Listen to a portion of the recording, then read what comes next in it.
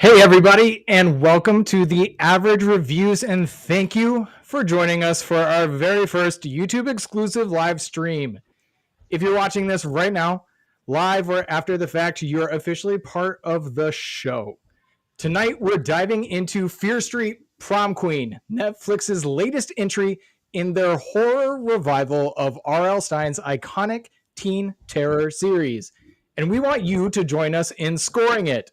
That's right, you can score the movie with us in real time using our unique rating system.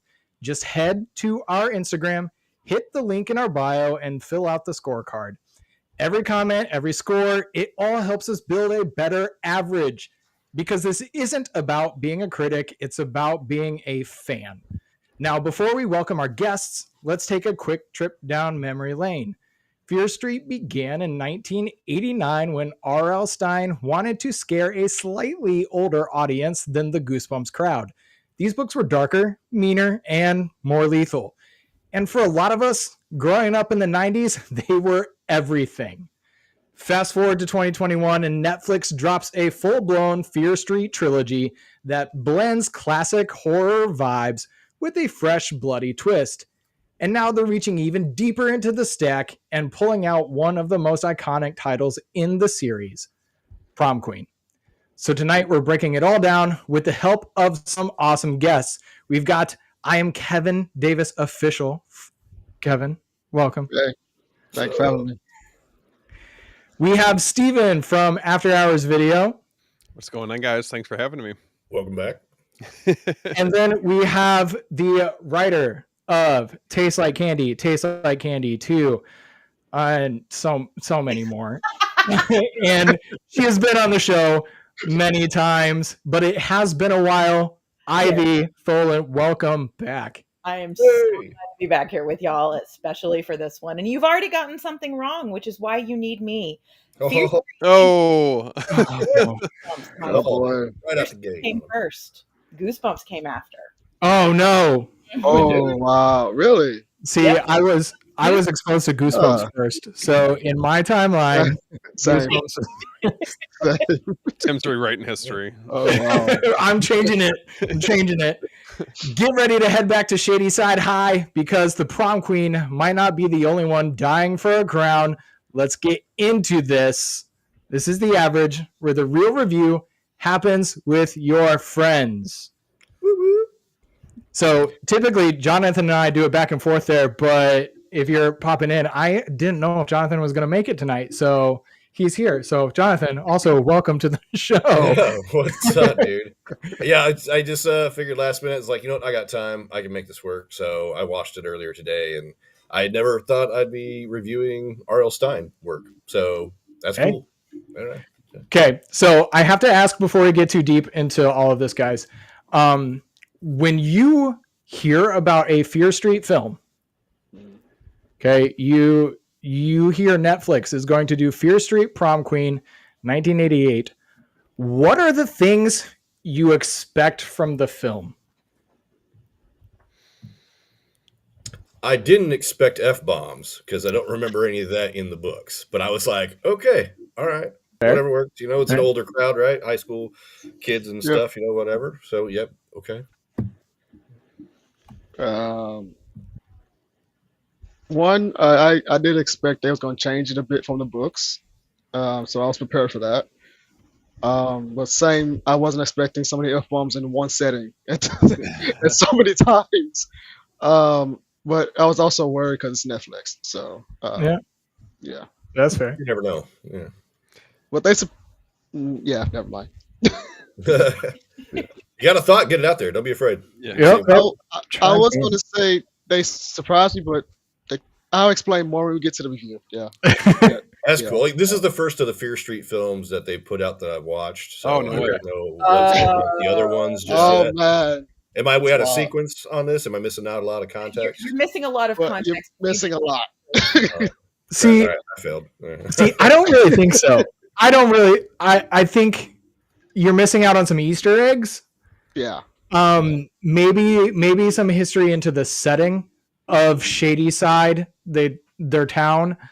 But outside of that, there's nothing essential to the story, I would say. I kind of meant for context whenever you were saying, like, what do you expect from Fear Street? If you've seen the first 3 movies, your expectation of what to expect with Prom Queen is much different if you've only read the books. Yes. Yeah, so I read the books back in like 5th grade, back in like the early Yeah. 90s. You've only That read was the Oliver. This is probably a little bit more mature than you were expecting. If you've It seen was. the first 3 movies, this was tame. It's the same. Yeah, Yeah. Very, very tame. I would agree with Then I that. guess I really need to watch the other ones Yeah. then. Okay. Yes, you do. Yes, you do. There was so I'll tell you what I was expecting when I hear Fear Street, having seen the other 3 and Netflix and all that. This is what I was expecting. Over the top, cheesy, 80s, everything. Mm-hmm. Yeah. I got that. I got that. I was expecting some decently bloody kills. Got that. And I was expecting some high school melodrama. Yep, you definitely got that. Those were the 3 things that I was expecting from a Netflix Fear Street movie. And really, I was only expecting those 3 because this was not announced as part 4. This was not announced as part of a new trilogy or anything like that. I kind of took this as going to be a standalone story set in that Fear Street world that was established in the first 3 films. The first 3 films are, I could get flack for this, they're brilliantly connected. I think it is genius the way they connected the first 3 films. Does that mean the films are genius? No. I think the story they were trying to tell in the first 3 is very unique to the horror community. An interconnected trilogy of stories that takes place across 3 different time periods. Pretty unique. I think it's awesome. This one, just a standalone story set in 1988. So, Yeah, Okay. I tried to have my expectations in check with this one just because I did enjoy the first 3. And this one, kind of going off what you were saying earlier, is that I wasn't sure what type of connection it would have with the previous 3 films. But yeah, I guess we'll dive into that a little bit later. all right. So our first category to break down and discuss is the story. Now, may I present to you my breakdown of this story? No. All right, well, I guess that's a wrap. Because Yeah, sorry, Tim. I messaged Steven had posted on his Instagram last night, what are you watching tonight? And I replied, I got my Jason Goes to Hell 4K, so I watched that. And then I put on Pretty in Pink afterwards. And I messaged Ivy as well. And I said, I felt like this movie was a little more Pretty in Pink than it was anything else. And so I'm gonna break this down. The core premise of Prom, popularity, and power, Pretty in Pink revolves around high school social hierarchies, the pressures of prom, and the struggle of being an outsider in a school of cliques. That's kind of basic, but Fear Street Prom Queen places these same pressures under a blood-soaked magnifying glass, literally killing off the popular prom candidates, but it's the same kind of setup here. It features the outsider heroine. Pretty in Pink's Andy is the underdog from the wrong side of the tracks with a tragic family story, someone who doesn't fit the elite prom world, but is brave enough to challenge it in her homemade dress. In Fear Street, Lori is similarly on the fringes. She's not part of the wolf pack, but is thrust into the spotlight of Prom Queen. She doesn't fit the mold with her hand-me-down recycled dress and tragic family backstory. In both cases, the story unfolds through this character's perspective, and the narrative hinges on if she'll conform or carve her own path at prom. We have Ducky and Pretty in Pink, the awkward ride or die best friend who's always in the background, gay coded, and definitely in love with Andy. He carries an extreme disdain for the popular class. In Fear Street, we also get the similar friend zone character in Megan, also gay coded, just as quirky but not as iconic, but she's probably in love with our main character like Ducky, even though we never have explicit confirmation. And she also carries extreme disdain for the popular kids. In both stories, the rich kids suck. Blaine in Pretty in Pink is the soft-hearted exception to a crew of rich, snide teens led by James Spader's character.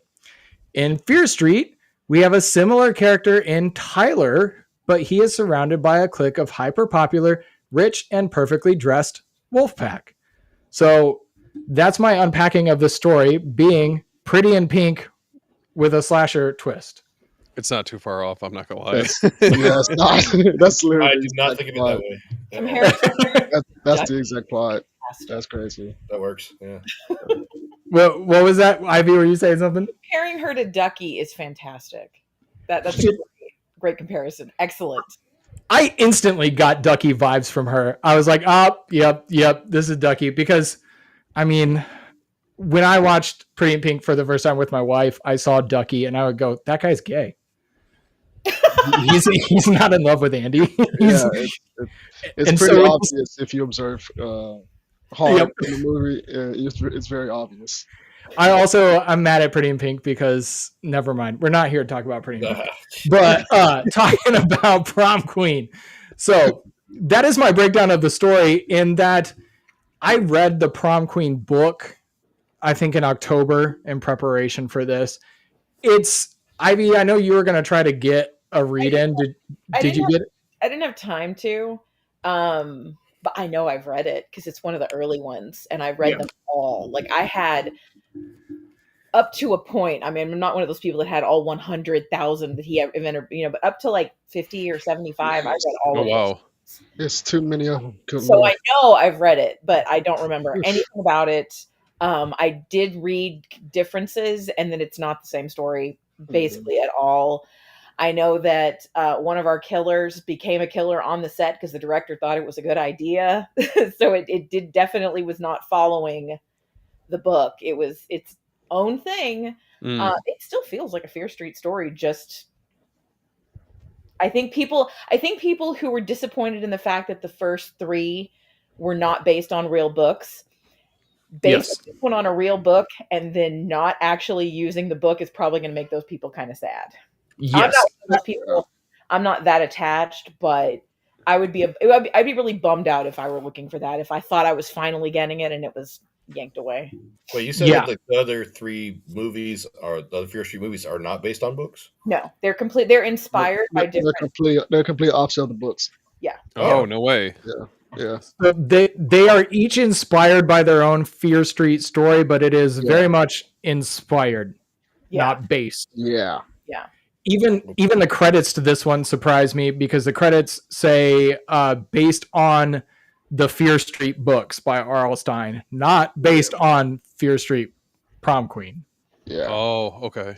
So, because I did read it, and I don't remember exactly, but I do remember the book was not what I saw in this film. So,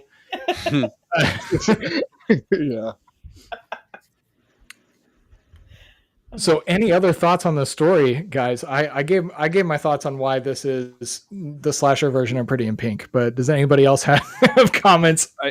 I think I'm kind of glad that I didn't read the book beforehand, because I just went into it with no expectations, or just trying to keep my expectations in check compared to the first 3. So, yeah, I mean, I think if I had the source material to refer back to, I don't know. I mean, it sounds based off of what you guys are saying, that it's not really all that similar to the premise of the book. So maybe it's for the best. I don't remember the marketing from the books, because they use the cover from the book in like the marketing and stuff. I don't know why I'm caught up on this, because I don't care. I'm really disappointed it wasn't word for word from the book. This is my genre. This is what I like the most out of anything in entertainment, is this particular flavor of poppy, girly horror type of stuff. Yeah. I always keep my expectations extremely low because I've been burned many times before. So I went in with fairly low expectations. It's fine. I like the original trilogy better. I think they're a little bit, I think they're a little bit more horror. I think that they worked on the story a little bit more. This one feels a little bit light, coming from someone who's seen every single variation of this type of story, both in horror, comedy, wherever. I was not disappointed. I think it's fine. I think it's a fun 90 minutes. I was weirdly paranoid because I'm writing something that has a dance in it, and I was weirdly paranoid they were going to do something that I want to do, and I didn't want to have to change it or be accused of stealing. That didn't happen, and I'm actually kind of bummed about it because it would have been a lot more interesting than. I mean, it's just a lot of stabbing. It's a lot of stabbing. I mean, when it's a slasher, that's what I'm not. Oh, I'm come not there on. for the kid. So for Red you light. guys, if you okay, so for you guys that did watch the original 3, I went back and I watched the first one just in comparison to this, and I don't know if it was like the same for you guys. It felt like production wise, it kind of took a step back. Like it felt a little bit more cinematic for those first 3, and this one it just kind of I didn't get that same vibe with this one. I don't know what they did differently, but I don't know. I actually agree. Sorry. No, go for it, Kevin. I actually agree with you. Then I found out this was different writers than the first 3. Yeah. So it was a whole different team than the first 3. So that's why it felt different compared to the other 3. I was nervous when I saw the director was not the same. Yeah. So I'm gonna butcher her name, Lee Janaik, whatever. I thought she knocked it out of the park. Yeah, she did. With the first 3. The direction on those were excellent. The direction on this one, when I saw his name on the trailer, I went to IMDb to see what this guy had done. Oh boy. And I was like, okay, now my expectations are immediately lowered. But we will get to direction later. The story, scoring the story on its originality and just overall what we think of the story. How good or compelling was this story? I'm a 3. I think it was good. I don't think it was great. And slightly better than okay. I did bounce back and forth between a 2 and a 3, as in, is it okay or is it good? I'm gonna go with good. I don't think it was 80s enough. It did not feel enough like 88 to me. I couldn't get that taste of 88. I'm like, where is it?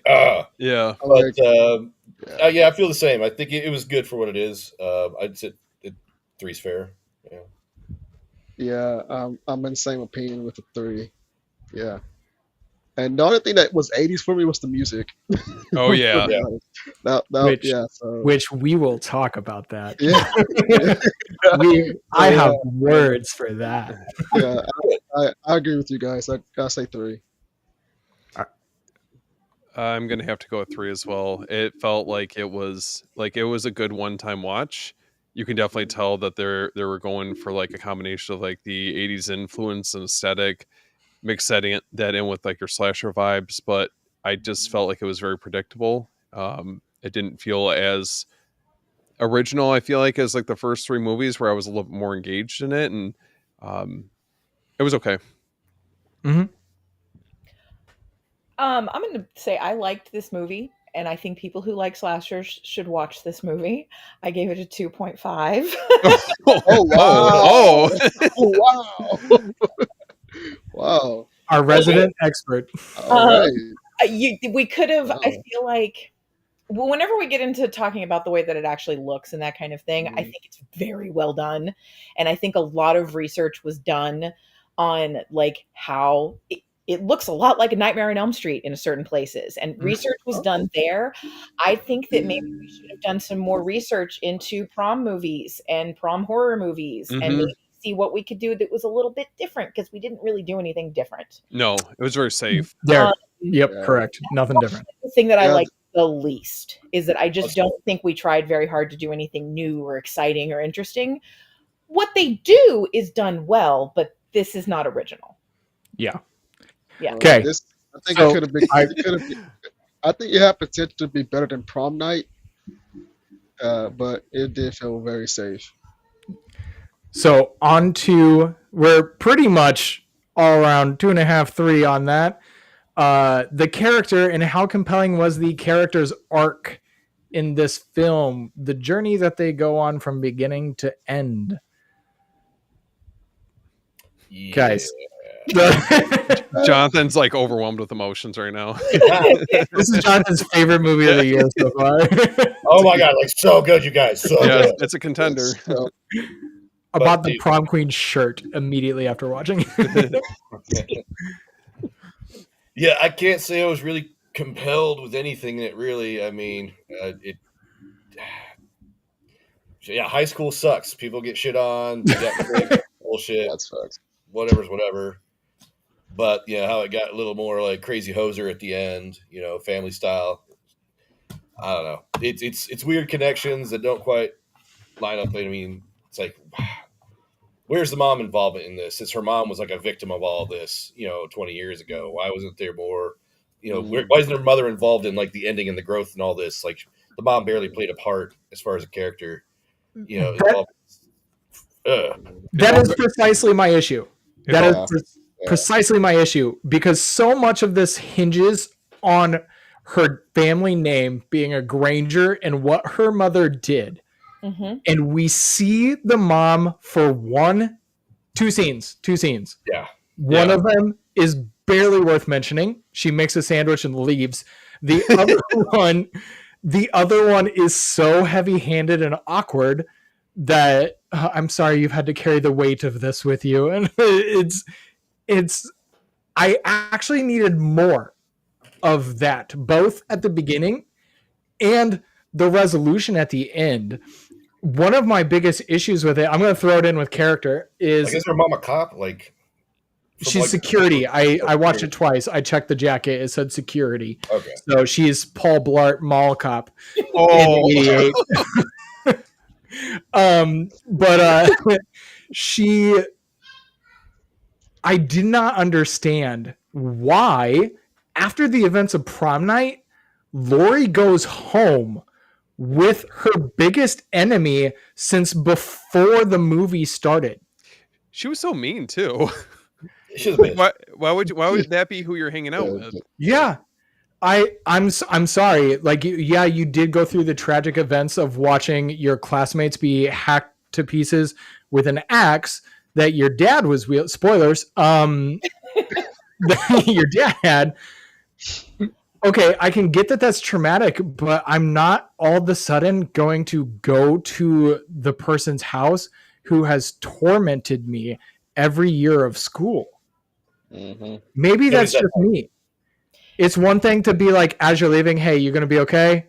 Yeah, all right, I'm going home. It's another thing to literally go to your enemy's house and fall asleep on the beanbag chair. That's reality rules, though. That's not slasher rules. Not that I agree with it, how it went down well.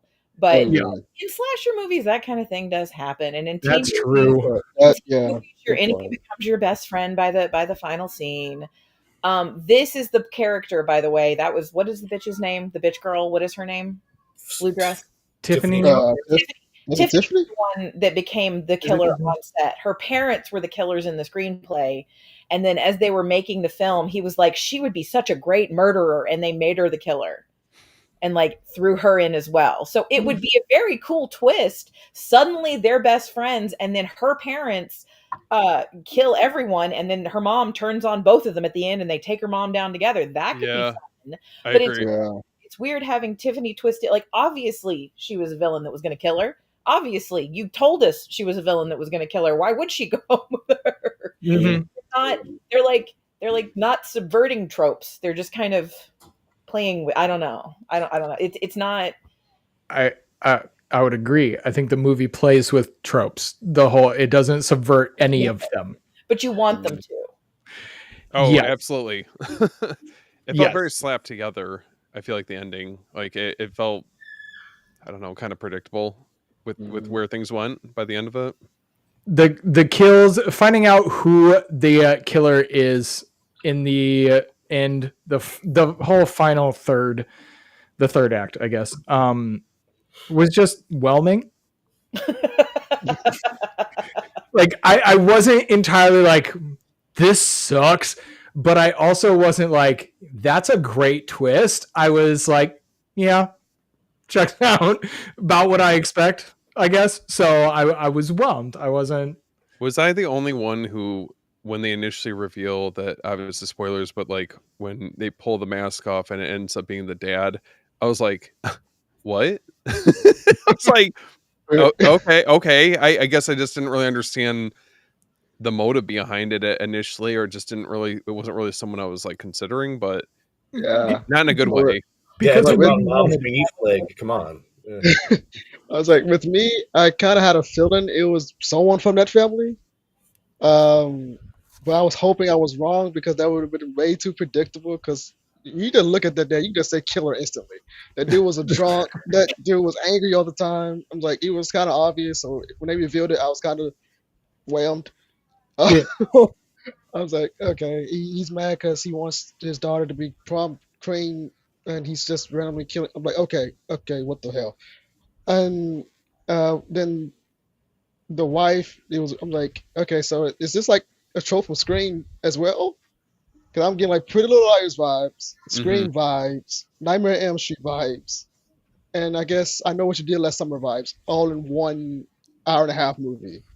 Which none of those were what the director listed as his influence. Oh, that part, Tim, that's the best part. Wow. we will get to that. I'm waiting for that. I just want to clear up. The dad was also like a teacher, right? Yes. Yeah. Okay. He was. I just remembered him being the teacher, but not the dad. yes, me And too. also, my brain can't handle that that's what Chris Klein looks like now. I knew I saw him. I was like, what? Like, record him as the same person because I kept going, no, what? I just loved the scene when they are getting all of the prom court into the what does he call it? The gathering hall or the mess hall or something? It's the auditorium. It's an auditorium. He doesn't call it that. Yeah, he called it the mess hall, I think. But he like walks up in the hallway and he is so like, and I'm just like, that is some intense delivery. But that's just the one scene that stood out with him before. And yeah, his whole motivation for it, I wasn't feeling it. We also get a couple misdirections in it, which are clunky as hell. Yeah. Definitely. The janitor who I really loved the completely out of left field line when he is asked to like go mop up the floor and he says something about like, shove the handle up your ass. Like, okay, you're the janitor. It's what you get paid for. The son of the vice president, Dolores Breckenridge, Lily Taylor, her son, the one who gets the jerking it to Jesus joke early. And there are a couple moments where the camera like lingers on him watching Lori, and you're just like, okay, so we have the pieces nod at the weird janitor possibly being the killer Multiple times, yeah. Yep. Then we have the other misdirection in the vice president's son. Hold on. Are you saying he said pieces was a... Oh, just wait. Just wait. Because I'm going to let Steven. There's a lot more to it. Oh, no. Trevor said, Yeah. But we get some clunky misdirection here. They also get some misdirection in the casting with there are a couple people here that we recognize from other things. Chris Klein, Lily Taylor, probably the youngest one that we recognize is Ariana Greenblatt, who's been in some other films. And they kill our biggest name young actor first. Yep. just to make you think that the other actors who you recognize aren't safe. But I didn't fall for it because none of the others were teenagers. But the overall character arc, the story of Laurie Granger ends so abruptly. I don't know if there was any growth from her, any learning. She was crowned, spoilers, crowned prom queen. But I didn't necessarily see. I guess I am struggling to make the connection. Like she mentioned, that would be big for her mom. None. She had just had shallow fulfillment. Yeah, I'm lost on what that was all about. If I'm honest, I'm lost on that one. Like, where's all the pressure from her to like become prom queen in the first place, just because of some shit that happened to her mom before she was born? Like, something really traumatic and awesome happened, but we're not going to show you any of it or talk about it at all. That's literally how it was. Yeah. That's literally how it It felt was. very shallow. Yeah. And even after watching the movie, I was like, I'm still confused. Why the hell they hate her family so much? Yeah. See, Like I was like, what the hell did they do? just because her mom. So supposedly her mom killed him, but no one really knows for sure. Never proven. Yeah. So there's that kind of lingering shadow because Yeah. of some speculation with no truth behind her, any idea. So, talk of the town, small town bullshit. People blow shit out of proportion, and people are assholes, especially kids. At the But we end, did. Tiffany's mom admit that she's the one that killed him? Did she? I don't know. Like, there was something about her, too. At the Okay. end, like, something that was played as a twist, and I was like, what? So his Nancy daughter was like, "Oh, I didn't Falconer. tell you that part. My mom killed your dad." Like, yeah. I Your thought mom she did it. said she was first. Nancy was in love with Lori's dad first. Yeah. And then Lori's dad got with Lori's mom and ended up dead. It says that she said that she took him from her. So Yeah. that jealousy bullshit. So, Which I guess Which it doesn't make sense with how the husband gets drawn into this revenge plot. Yeah. Bullshit. Yeah, Why the daughter has to be a yeah. psycho asshole, fuck. clunky. I watched it twice and I tried to pay extra close attention to when Tiffany like repeated Lori's backstory to Lori, like Lori doesn't know where she came from. But I tried to pay extra close attention to Tiffany explaining that story so I could understand. Yeah, I still didn't understand. I'm sorry. I still didn't get it. So after coming down pretty aggressively on this character arc, I'm at a 2. It's okay. It is an okay character arc. We get a little bit of growth, I guess. It's just the ending leaves it so abrupt that it leaves me wanting more. This is actually going back to my Pretty in Pink comparison here. It actually made me just realize I knew John Hughes was a great writer. Okay.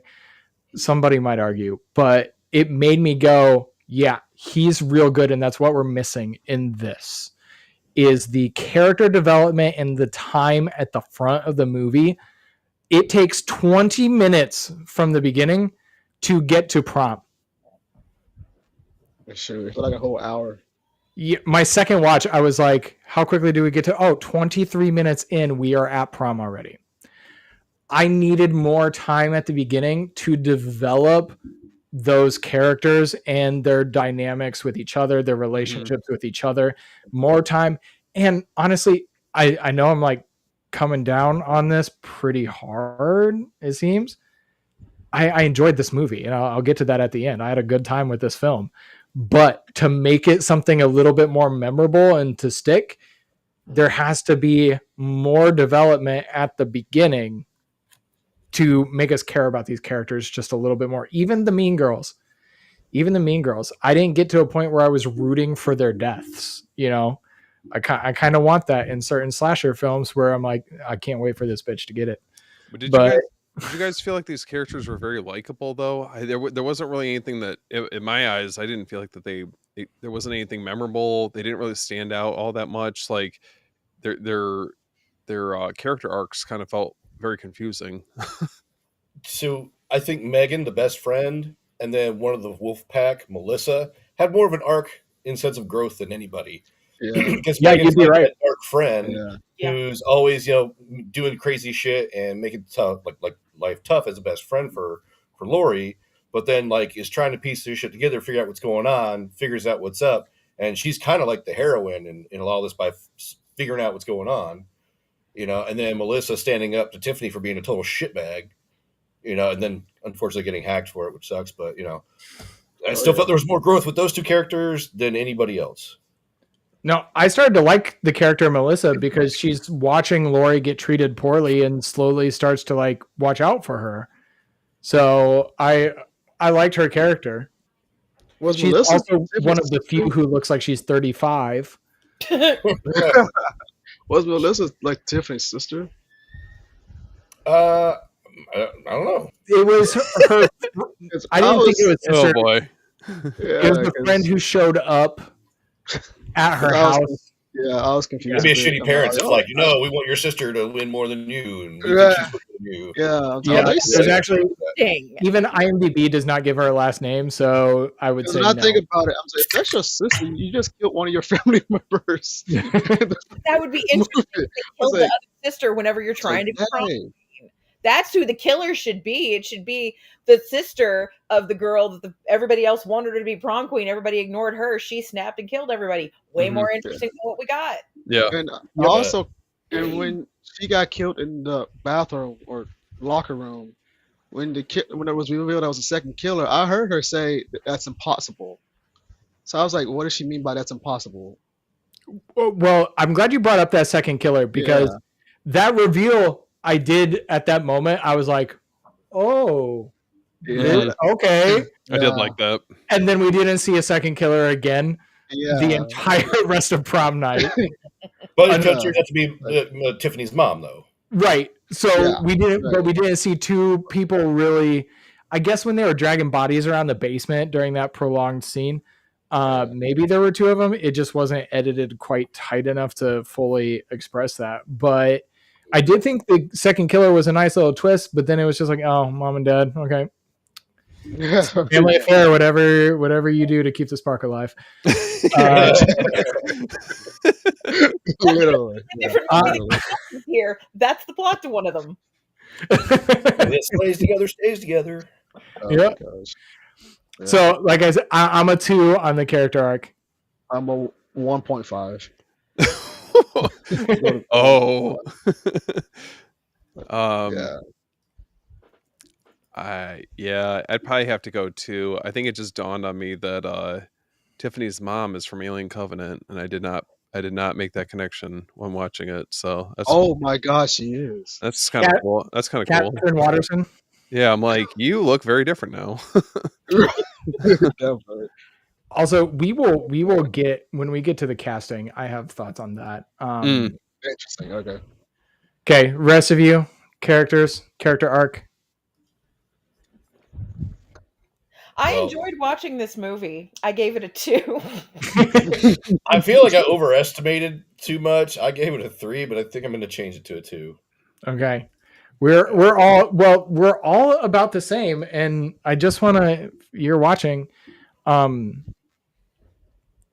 actually like this movie. Like Ivy said, I did enjoy this movie. I do think one of the things I was thinking about when I was watching this and thinking about how to talk about this is I do think for the most part, the horror community and people in general tend to look back at slashers with rose-colored glasses. Mm-hmm. I think you can count the number of truly great across the board slasher films. You can count the number of truly great ones on one hand. The ones who have amazing scores, great direction, editing, acting, tight script, unique story, all of those. To have all of those together, I think you can count the number of those that would score perfects probably on one hand. And we're talking like the Halloween of slashers, probably The Burning, Scream, Pieces. those types of completely torpedo your entire point. what? I said you're going to end up stop naming them because you're going to end up naming more than 5 and torpedo your. No, I won't. I'm already done because I was going to say Psycho, but I know a lot of people don't consider Psycho a slasher. But like that's my point. Like to truly stand above the rest of the pack, those are unique. But most of them we look at with rose-colored glasses because most of them have characters that don't make sense, storylines that don't go anywhere, or you scratch your head at, or the acting is funnier than it is good, so on. But we still love those movies. And looking at this movie, I'm like, I know I'm going to watch this movie again. I already watched it twice. Like, I'm going to watch this movie again.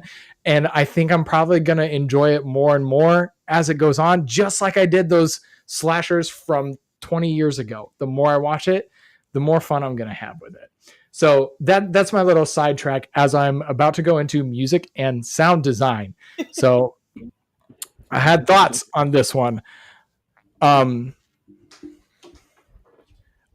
had to bring my score down from a 5. Oh. And I'm still not sure. I'm still not sure I should because it had. Is it because we got Rickrolled? Yeah, we got Rickrolled. It had Duran Duran in it. I love Duran Duran. Yeah, I didn't even care. One of the things that I wanted out of this movie, when you tell me a movie is going to be set at prom night in 1988, you better have some 1980s bangers during the movie. So for some people, I can see that being like, oh, it was cheesy choices and give it a 2, whatever. For me, I was like, yeah, we got Rickrolled, we got Duran Duran, we got Eurythmics, Bananarama. I was like, this is what I wanted. We also had a pretty tight synthwave soundtrack. It wasn't, I did immediately go to my Apple Music and download the soundtrack to listen to on its own. The most remarkable songs on the soundtrack are actually from Power Glove. Fuck yeah! Not to be confused with the metal band Power Glove, all one word. This one is Power Glove. Yep. So they are the more memorable synthwave tracks on that are from Power Glove, but the soundtrack itself fits the movie. It's like I said, the expectations of a Fear Street Netflix slasher set in the 80s, the music hit my expectations. That is what I wanted out of it. Dude, Sweet Dreams by the Eurythmics was the #1 song on the day I was born in 1983. Oh wow. So I'm like, props for some Eurythmics, bro. Yeah. It's a great song. I know somebody out there's like, oh, it's overplayed. You're overplayed. It's a great song. I mean, I would argue, I don't know, maybe this sounds bad, but I feel like the soundtrack was like the best part about this whole movie. Yeah. Dude, Tiffany, I think we're alone now. The look, set. Billy Idol, Judas Priest. Please, I'm glad you brought up Tiffany. Because that song plays, and then immediately when that song happens, or when that song ends, did you pay attention to what happens? That is when there is a head in the punch bowl. Oh, that's right. And she screams, Tiffany! That's right. Clever. I saw that and I was like, oh, that is so on the nose. I love it. I didn't even catch that. Oh my God. They stopped playing Tiffany when Tiffany's head appears in the punch bowl. I thought that I actually was like, that's brilliant. I love that. That was freaking hilarious. Now you mentioning it. Now I'm like, oh my God, they did do that. I didn't even catch that. But yeah, for me, I gave it a 4 for the music, because when the music came on, I just started dancing. I forgot when the movie was on. I just started dancing to music. So yeah. Yeah. And I want to say the original score for the film is from the Newton Brothers, who I hadn't really heard before. I actually looked it up to see if it was a synthwave band that did it. But they did the Goosebumps the recent Goosebumps TV series. Yep, that's what. Oh, X-Men '97. Yep. They did the Five Nights at Freddy's, which I have not seen. You haven't seen? Wow, that's a good one. They did the Midnight Club. We won't talk about that one. The Fall House of Usher. And yeah, so they've done a couple things all fairly recently, but I was decently impressed with this one. Mhm. It wasn't a bad listen to on its own. It's just some of the higher moments that we hear on the soundtrack are not the Newton Brothers. That's Power Glove. So, Oh, interesting. yes. I would say collectively probably like a 4 for the music. I mean, if you were to go through like the song choices that they had, I felt like that they were all bangers. The ones that they did decide to pick out, any movie that's putting Duran Duran in it, it's already good in my eyes. And then just like having the Newton Brothers, kind of, it was like the cherry on top for everything. Kind of brought everything together. Yeah, I think I actually, while we talked, I convinced myself to come up to a 5. I was a 4 because I was like, you know what? I listened to just the Newton Brothers and it was a good soundtrack, nothing memorable. But you put Hungry Like a Wolf in there by Duran Duran. I immediately was pumping my fist next, and my wife rolled her eyes because she knows I love Duran Duran. She's like, oh my God. Yep. But I was excited. It worked for me. And then just now talking about the song choice of Tiffany, I Think We're Alone Now, and the head appearing in the punch bowl at the same time. That's a 5 for me. I enjoy that. And that's not even talking about like the blood and the murders sounded fine. It was good. It was good sound design. So. Well, I'm an 80s kid, so I'm definitely giving it a 5 all day. Fucking Judas Priest shit, fucking Bananarama. Oh, yeah, Judas. How did I forget Judas Priest? Shame on you. I know. I feel like there's an unspoken written law that if you do a movie like this and you have music, you must have Duran Duran in it, or the fans will fire you up. I'm cool with that law because I love Duran Duran. Same. Yeah, well, I'll give it a 4.5, and that extra 0.5 is because they did not put Girls Just Want to Have Fun on that. That is true. That is very true. So much for not doing that. Here's an extra 5 point. I love Cyndi Lauper. What? I love Cyndi Lauper too. Where's Time After Time? Come on. Where's what? Time After Time. Yes, you. We can mix it up. It doesn't always have to be. Girls Just Want to. Put that in when like Lori's looking at Gerald and shit, getting all eyes struck at each other. I did You know, if there was an extra half hour of character development at the beginning, they would have had the wolf pack like walking through the mall with Girls Just Want to Have Fun. That would have been awesome. I'm kind of surprised they didn't, because they had in the trailer, they had Heaven is a Place on Earth. I'm kind of surprised that didn't get used at all in the movie itself. You know? Yeah. Did they just use that in Totally Killer? Yes. I feel like they put that song in Totally Killer, so maybe that was Totally Killer. That's a time travel movie, right? Dude, yeah. Totally Killer was a blast. Totally Killer. Yeah. Yes. Like, you can best describe that movie with its title. It's a totally killer time. It is. See what you did there. Yeah. It is a good time. So we're all pretty high up on the music and sound design. Definitely a high point for this film, but you can't really go wrong with 80s bangers. So editing and special effects then. I was pretty pleased with the kills. I'm not going to lie. I saw some people talking about they're boring. Nothing matched the head through the meat shredder from the first Fear Street. That's so true. Yeah, nothing quite as memorable as that. and you see the whole thing. That's like the crazy part about it. I'm like, that's pretty graphic. Yeah, that blew me. And then you see her standing there later with her head like, yeah. That was surprising, but there's nothing quite like that in this movie. I did when they are chopping the dude's hands off with the paper cutter. Oh my God.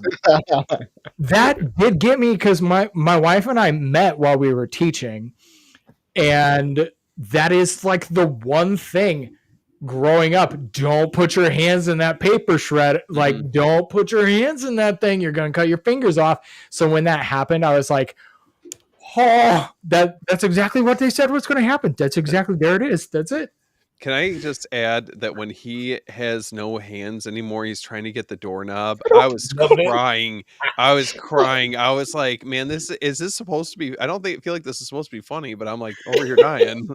Okay, I'm glad you brought that up because my wife looked at me expecting me to laugh at it because I was dying. I thought it was hilarious, but she also likes to bring up that I laugh at inappropriate times.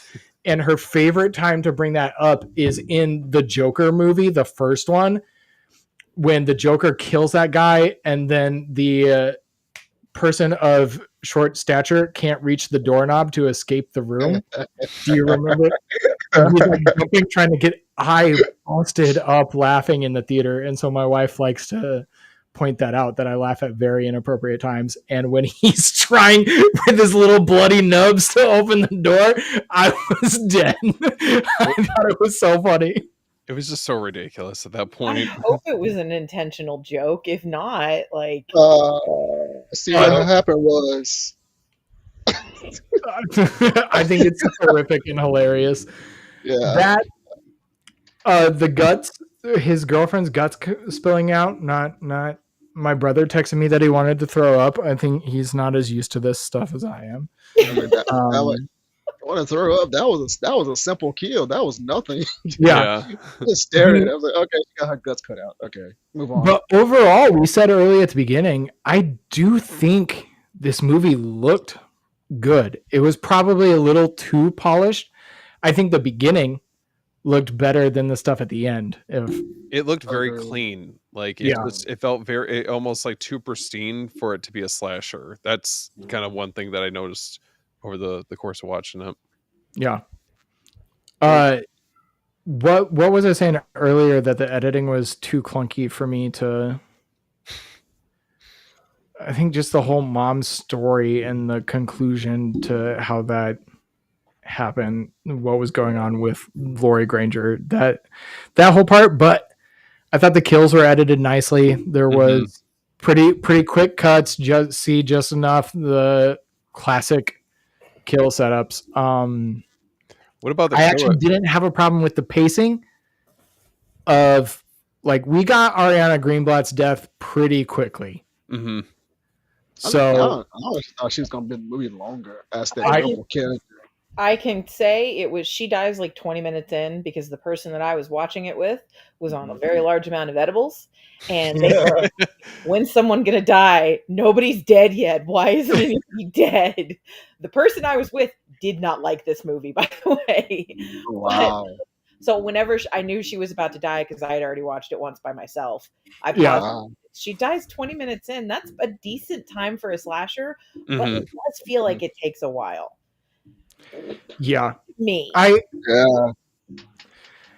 I think I would have liked more of that setup. I don't mind Ariana being killed early and outside of prom. My biggest issue is jumping into prom so quickly. So I wouldn't have minded seeing some more, like, stalking the prom queens in the days before, or threatening. Like, why didn't the parents try sending threatening letters like, you better not go to prom the week before? The movie Prom Night exists. We know how this could go. Yes. Yeah, True. that's true. That is true. I think, okay, here we go. Here we go. If you want to tell a story like this and you want to keep it entirely at the prom, you got to stretch some stuff out. You got to make the kills need to be a little bit more intense and weird to make up for the fact that you're not getting the story. If you're doing what Tim wants and you want to see story, then you set it out and you play with them. It's two different stories that you would tell in two different ways. If you're going to draw it out and make it all about the dance, you got to make it creepy and scary and whatever. And I don't think that they wanted to do that. I think they wanted to get to the dance. I think they wanted to get to the gore, but then they didn't follow up with either creative or intense kills in any way, shape, or form. So I think the ball, it's like they don't know what kind of slasher they want to be. And if they don't even know, like, two slashers they might want to mash together, and you're saying Pieces was an inspiration for this, I saw Nightmare on Elm Street as well, and whenever I saw that, I was like, okay, because there's certain scenes where the film, like, they're outside of the buildings, and it kind of looks like some of the stuff in a Nightmare on Elm Street whenever they're in the school, and it kind of has that same look to it. But I don't know if they knew exactly what kind of slasher they were trying to make when they made this, so they just kind of threw a whole bunch of stuff in there and hoped that it worked.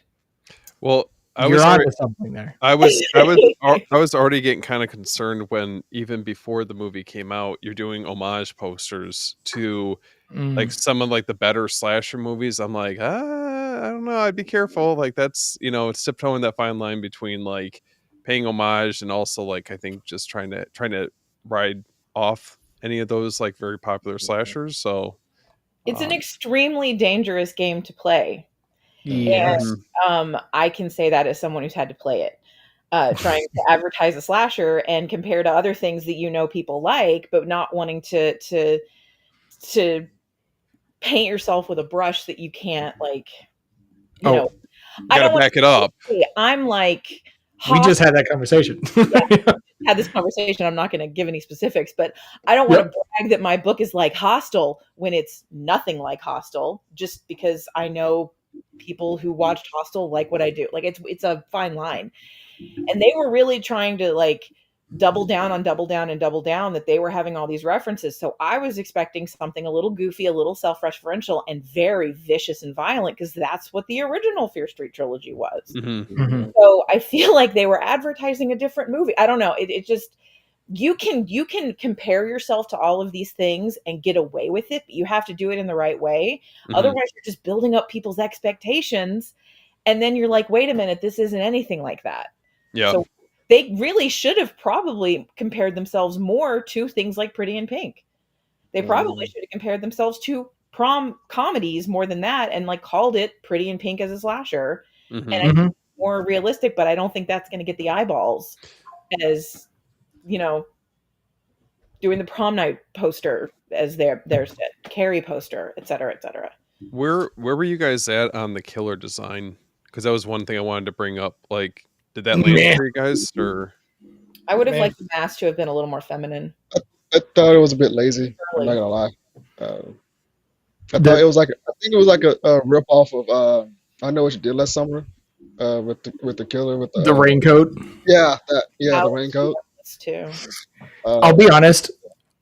Every killer design in the original film's Fear Street trilogy was better than the killer in this one. Way better. From Ruby, my wife and I watched all three of them leading up to them this week. From the Jason Friday 2 camper with the potato sack over his head, that one. I always thought the 90s one was a Scream ripoff. It wasn't a ghost face, it was a skeleton, but it's still a skeleton mask in a thing. It's so cool, I feel like. Ruby Lane, the 50s psycho girl, love it. So I think this is the weakest character design. It didn't bother me all that much, but it wasn't super memorable. Yeah. But when it comes to editing and special effects, I gave it a 4.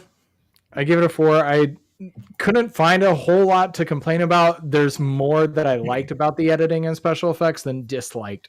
So I said they did a great job. I like how it was edited. It was paced well, despite the fact that 2 days prior goes by really quick up to prom. 10 minutes. Lack of fill in there. But I really like the special effects. I thought those, the practicals of it and everything worked out really well. Looked good. Principal was a little weird when his arm gets chopped off, though, but like whatever's whatever. He was weird multiple times in that film. Oh, gee, Ariana Greenblatt wasn't present for the prom thing, and something about like satanic orgies or whatever, and he goes, "Wowza." And then wowza. That's like his catchphrase was wowza. Like, wowza. It's like so dumb, but whatever. But that's not really part of this category. But editing special effects, I gave it a 4. I like that it was more practical effects than not CGI. But that's what I actually really love that. So I'll probably stay with a 4. I'd probably roll with a 3 for this one. I think the practical effects shined. I didn't really feel like that there was anything that, for me at least, stood out that much about like the editing. Yeah, I would say the kills were probably the best part outside of the soundtrack. Fair. Yeah. Okay. I also gave it a 4. For what's there with the kills, they're good. They could be more over the top, but what they have, they're good and they're practical, and that's pretty much all you can ask for. Mm-hmm. Yeah. All right, the script. Oh boy. Meh. Meh.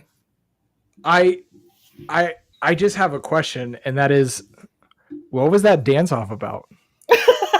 Yeah, what was going on with that? Prom queen's got a prom queen, man. Like they can't just be duking it out if they're trying to like Oh show. my word. So trying to get hyped up with a dance seemed kind of a weird way to break the tension, but I mean, Tiffany her drunk dance action. I don't know. Yeah, Man. I just loved how everybody in that scene was like, "Yeah, okay, dance off." Like, nobody was like, "I'm not doing that."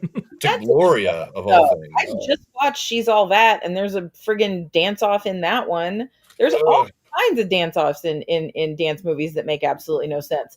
The problem is they didn't commit to it. They just had one of them flail around weirdly and one of them kind of look angry. Like it didn't make any sense. If you're going to do something as ridiculous as a dance off in the middle of a scene, you need to commit and make it stupid. And they didn't do that. They just kind of like, ooh, we'll put a dance off. It'll be weird. Maybe that's the problem with this movie. It doesn't commit to anything. Guardians of the Galaxy did the dance That's off better. perfect. What Ivy said is perfect. I feel like it doesn't commit to anything. It wants to be all these things, doesn't fully commit to them. Yes. Yeah, I feel like that's something. Was this a blooper reel? They just edited and put into the movie. I also love the John Candy stand-in that they have as the DJ. Yeah. His very first, when we first see him, and he's like, "Hey, I'm your DJ tonight. Got song requests?" And I'm like, first of all, you hired your own high schooler to be your DJ, but I was like, this guy looks like John Candy. Oh my word. Candy if he was in his early 20s. Yeah, he looked like young John Candy, which actually made me immediately like him. I'm not gonna lie. He walked in, he is the DJ. He got picked on by the guy with the terrible hair, the one guy who like shaved. Yeah. I was glad to see that guy go. I was like, get that hair out of here. Great. I was happy to see that for him. Yeah, so happy for him. Okay, but the saw to the face, one of the better ones. But I also go, you didn't hit anything vital there. So that was his cheek. You didn't quite get deep enough. Okay, I'll let it slide. When that scene came up, I bust out laughing so hard because I expected his head to get chopped off or something. But they went to the jaw. I was like, what the hell? Yeah. That saw has a guard cover where it only sticks the blade out so deep. So you're only getting like maybe an inch and a half of blade sticking out before you hit the guard. So like they're not really getting in. They can't get in deep enough. Yeah. Which is kind of dumb. They should have gone for like the neck or something. Yes, gone for the neck would have been nice. And then I was like, why is she still standing there? Then I realized his hand was clenched on her, so she couldn't move. I'm like, that was actually smart in a way. Yeah. For the killer to do that because he was holding on to her, so she can't get nowhere. I was like, that was actually pretty smart how they did that. I did like how she kind of happenstance falls into the electrical box, and the killer's just like, okay. Oh yeah, I'll roll with it.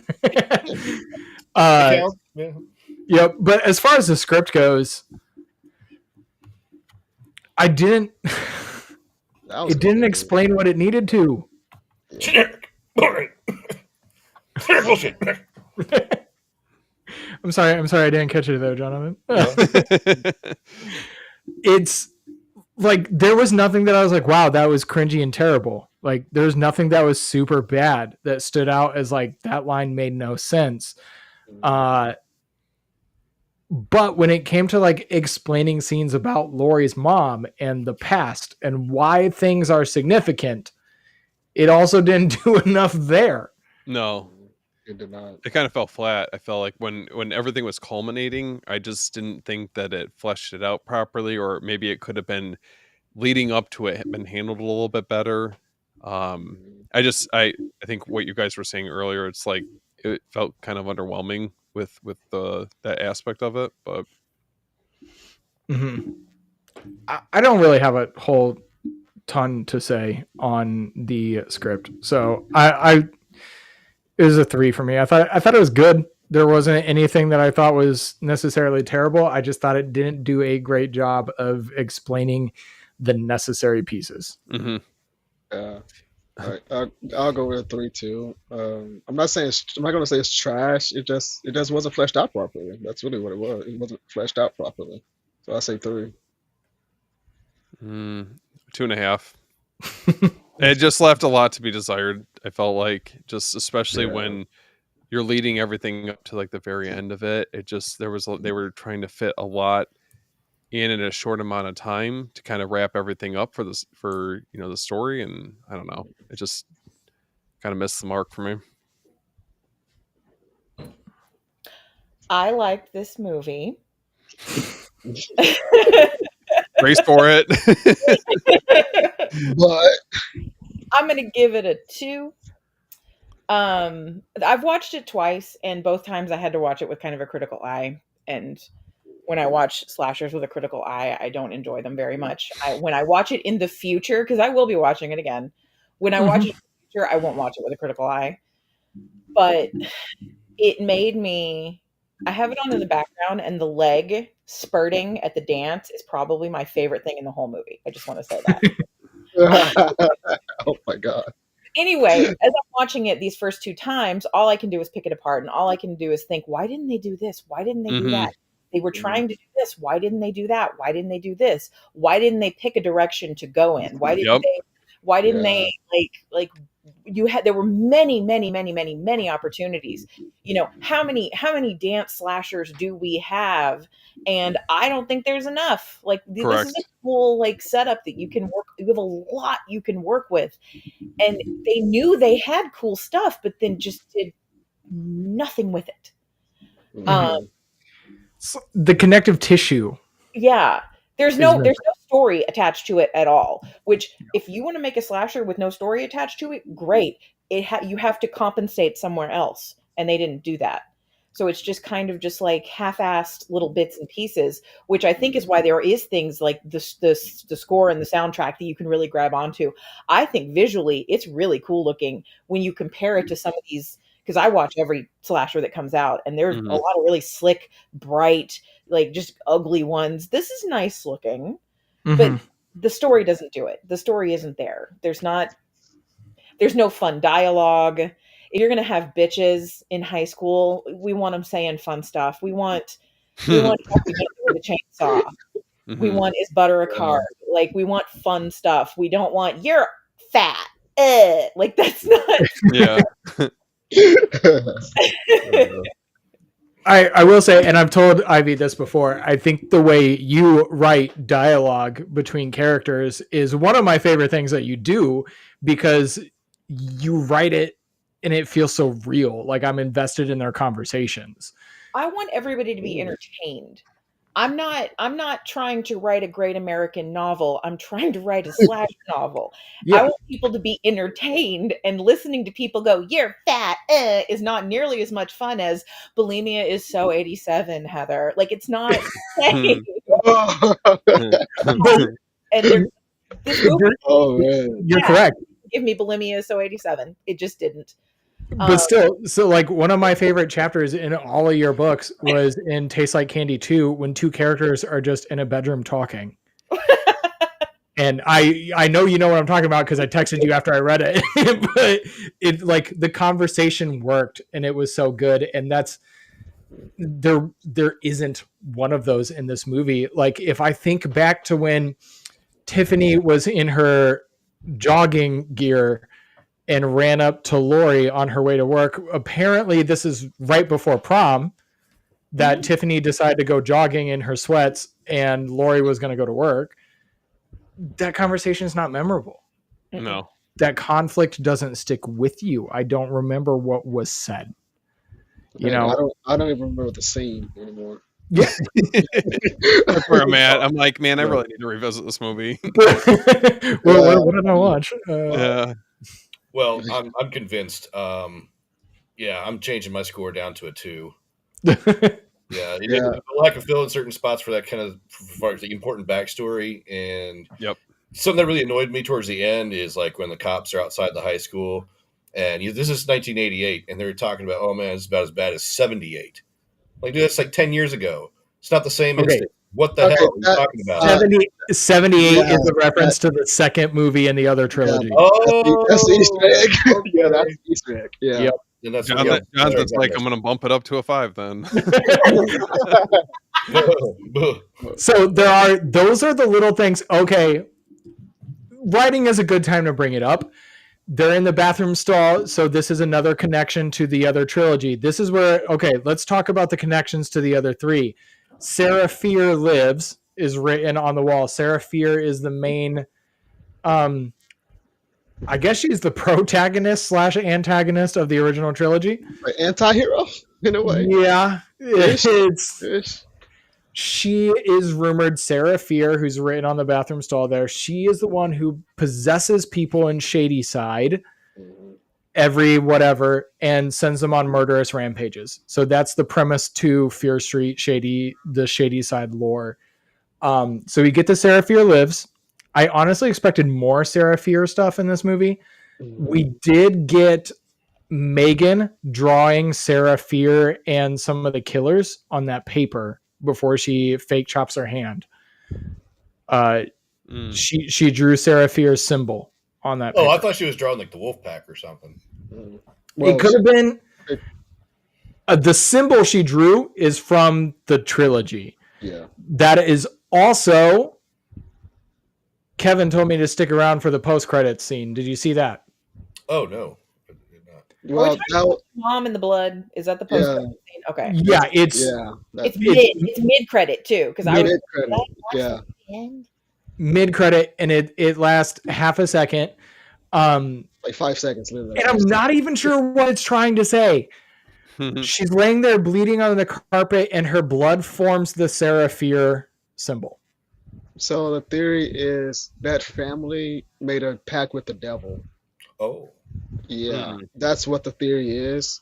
That they made partner up or with some type of witch. They made a pact, like a blood sacrifice pact with the devil. That's why they named them. For what? That's the question. Don't know. Yeah, that's just theory. Yeah, because like not confirmed. So it's Don't like explain the whole family psychosis. Yeah, so it's like, is this gonna be another movie after this to explain that, or is this connected to the other movie? So it's like, yeah. So I thought it would have been a nice little. I wouldn't have even cared, honestly. I think they did something in this film that was a gamble on not connecting it too directly to the trilogy. Mm-hmm. They didn't connect it in a way that's going to ruin this film if you haven't seen it.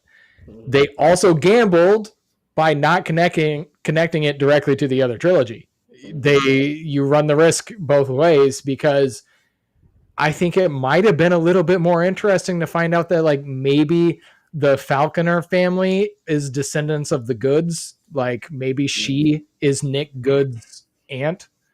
Nick Good is the main antagonist of the original trilogy. I think you could have leaned into the lore a little bit with that and made things more interesting, but then you're going to run the Disney Marvel issue of requiring people to do the homework of watching 3 other movies to understand. Yeah. So it is risky. I did like a little bit of the nods, but I also wouldn't have minded some more lore reference, actually. But yeah, for writing, I'm a 3. I thought the writing was just good. I was fine with it not being more tied into the original trilogy. And then they did the weird thing of having the blood on the floor. Like, why? Once again, what are we committing to? What are we not committing to? Right. One foot in, 1 foot out. I don't have a problem, because they kind of set it up that you're going to have all these random spree killings every once in a while. So maybe this is just a peek in on one of them.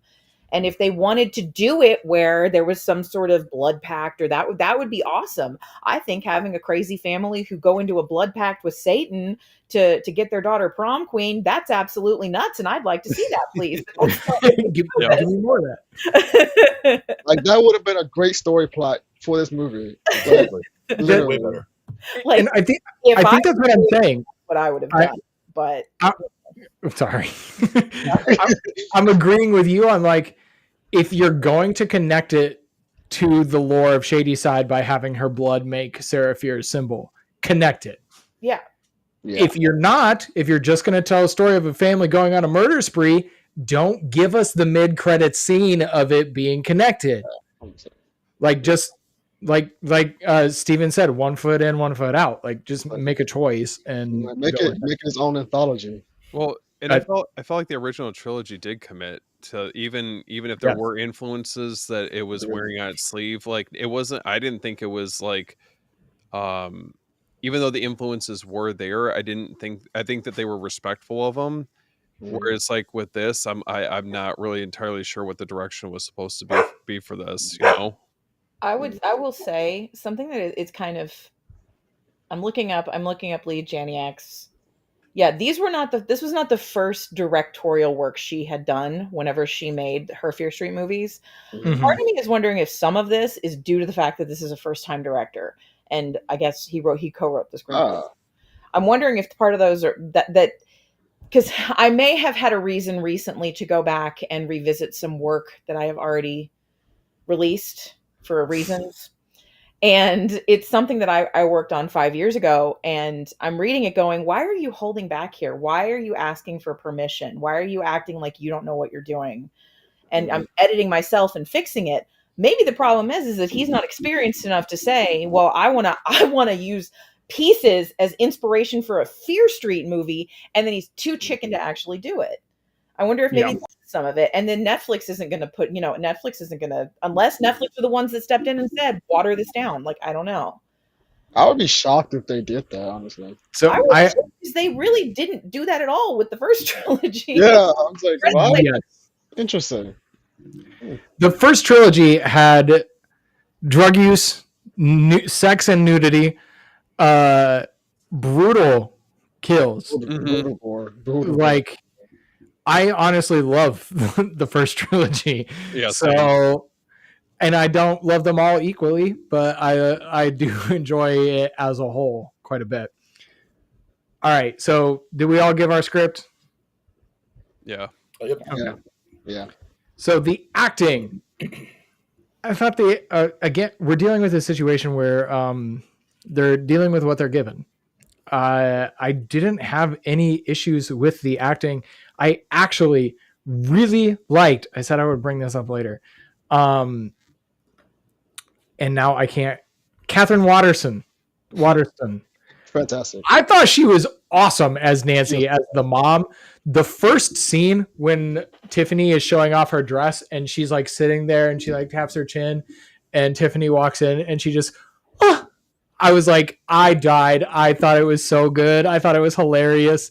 I thought she did an excellent job with that. Lily Taylor was fine. She's good. Chris Klein was fine. I don't know India Fowler from anything. I guess she's done some. Who was her character? She's Lori. She's in a bunch of canceled TV series. Oof. She was in The Strangers Chapter 1. Another. Oof. Oh. She was the waitress in that one. Oh. She looks exactly like Ashley Johnson. Do we know who this actress is? Somebody look her up on IMDb. You might recognize her by her face. She was younger. She was in the 80s, 90s. She was a younger actress. And then the most recent thing I can picture her in is like one of the early Avengers movies. She was a waitress. She was a child actress that randomly pops up now from time to time. Oh, Ashley Johnson. I know her. Yeah. She looks like her, and I couldn't stop thinking about how much she looks like her the entire movie. She was the waitress in the first Avengers movie. Yeah. I mean, I thought the lead was solid. I mean, again, it goes back to like what you guys were saying about, you know, the material they were given, but I felt like she fit in. Her? Yes. Yeah, her. Yeah. That's a wild photo to use of her. But yeah, her. She was the waitress in the first Avengers. I think she's also in The Last of Us. Okay. Yeah. I thought Tiffany was a standout. I thought that there's a character in the seventh Friday the 13th movie whose name I do not know. She has a blonde bob with wispy bangs, wears pearls, and a pink Oh, I remember her. Yep, sweater. I know who you're talking about. The same vibe as Yep. that actress did, and I thought it felt like she was in an 80s slasher being that bitch. And there's Yeah. something about the way she speaks or moves that's very like fascinating to watch. She's my favorite of the entire thing, and and not because I thought I like bitch characters and she was really good, well done. I just love the actress. She's terribly written bitch character. That's a But- good callback, though. Yeah, Yeah, that's really good. She was in. Looks like she did one episode of FBI Most Wanted. She was in the brief Amazon series Paper Girls. I know that one because it's based on a comic book series. I liked the show. I know FBI Most Wanted. I don't know about Paper Girls. I like the Okay. comic. Yep. Never seen the TV show, but the comic's good.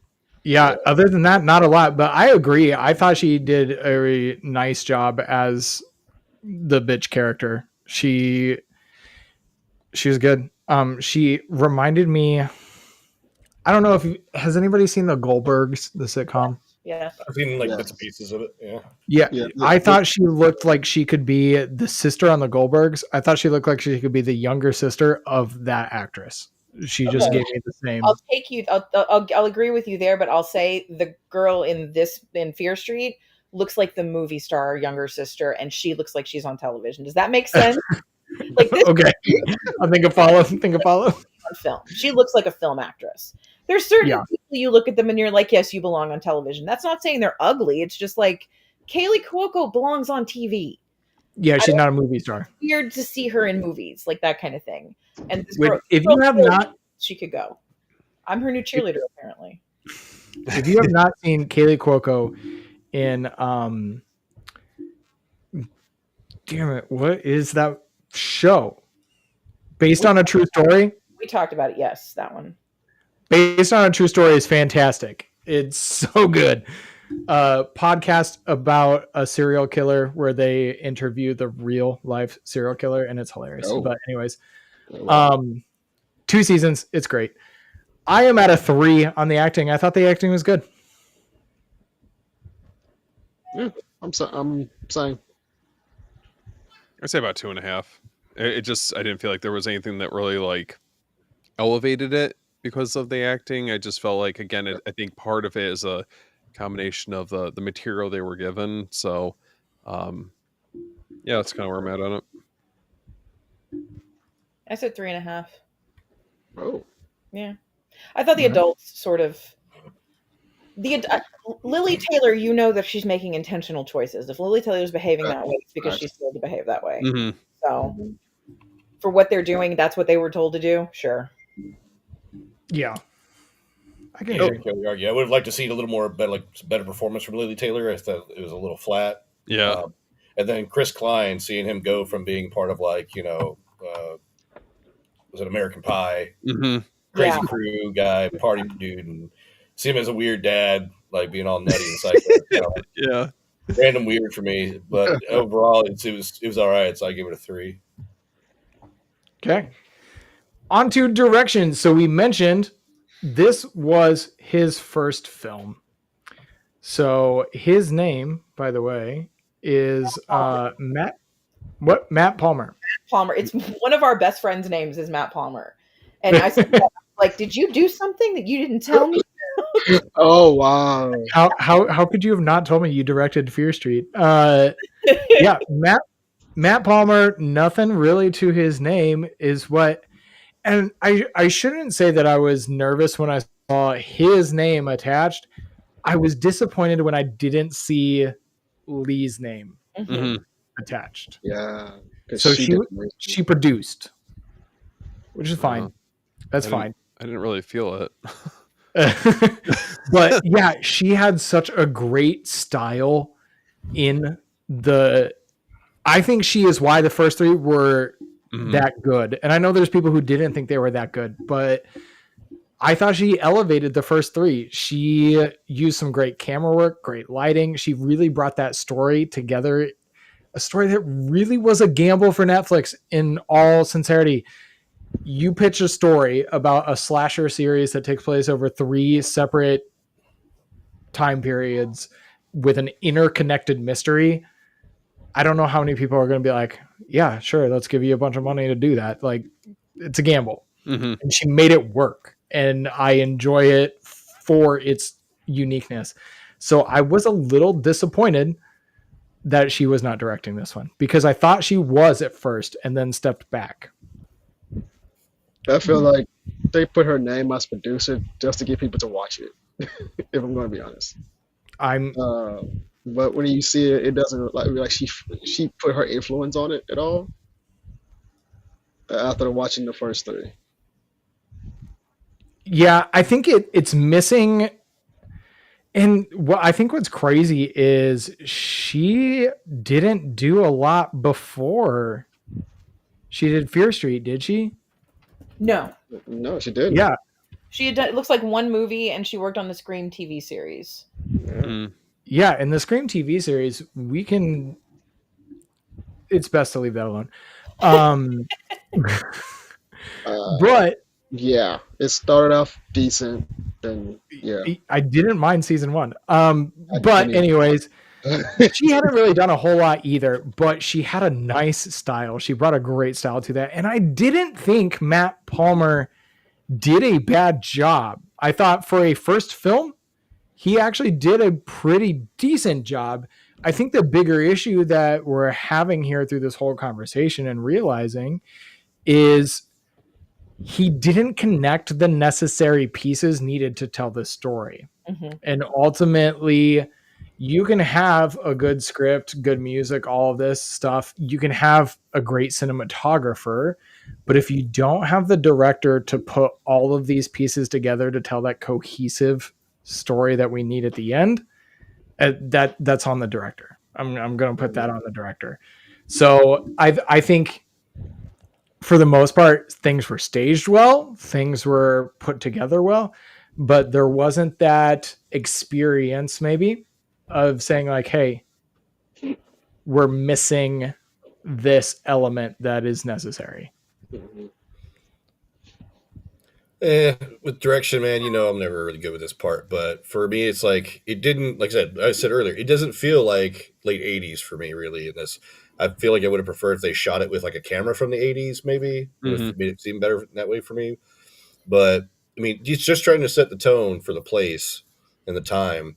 Aside from, like, showing the part where, like, Phantasm 2 is in the theaters, you don't really feel anything else that really feels really 80s to me. So I feel like kind of flat in that regard. Aside from that, though, I like how they use a lot of the dark hallways and stuff through the school with a lot of the shots, trying to keep things hidden from not really seeing the killer, what's going on, and if that's somebody who's doing something bad, or if it's just kids being goofy, being gnarly, whatever. So, yeah. What was that score? So I'm trying to think. You can go ahead while I think. Yes.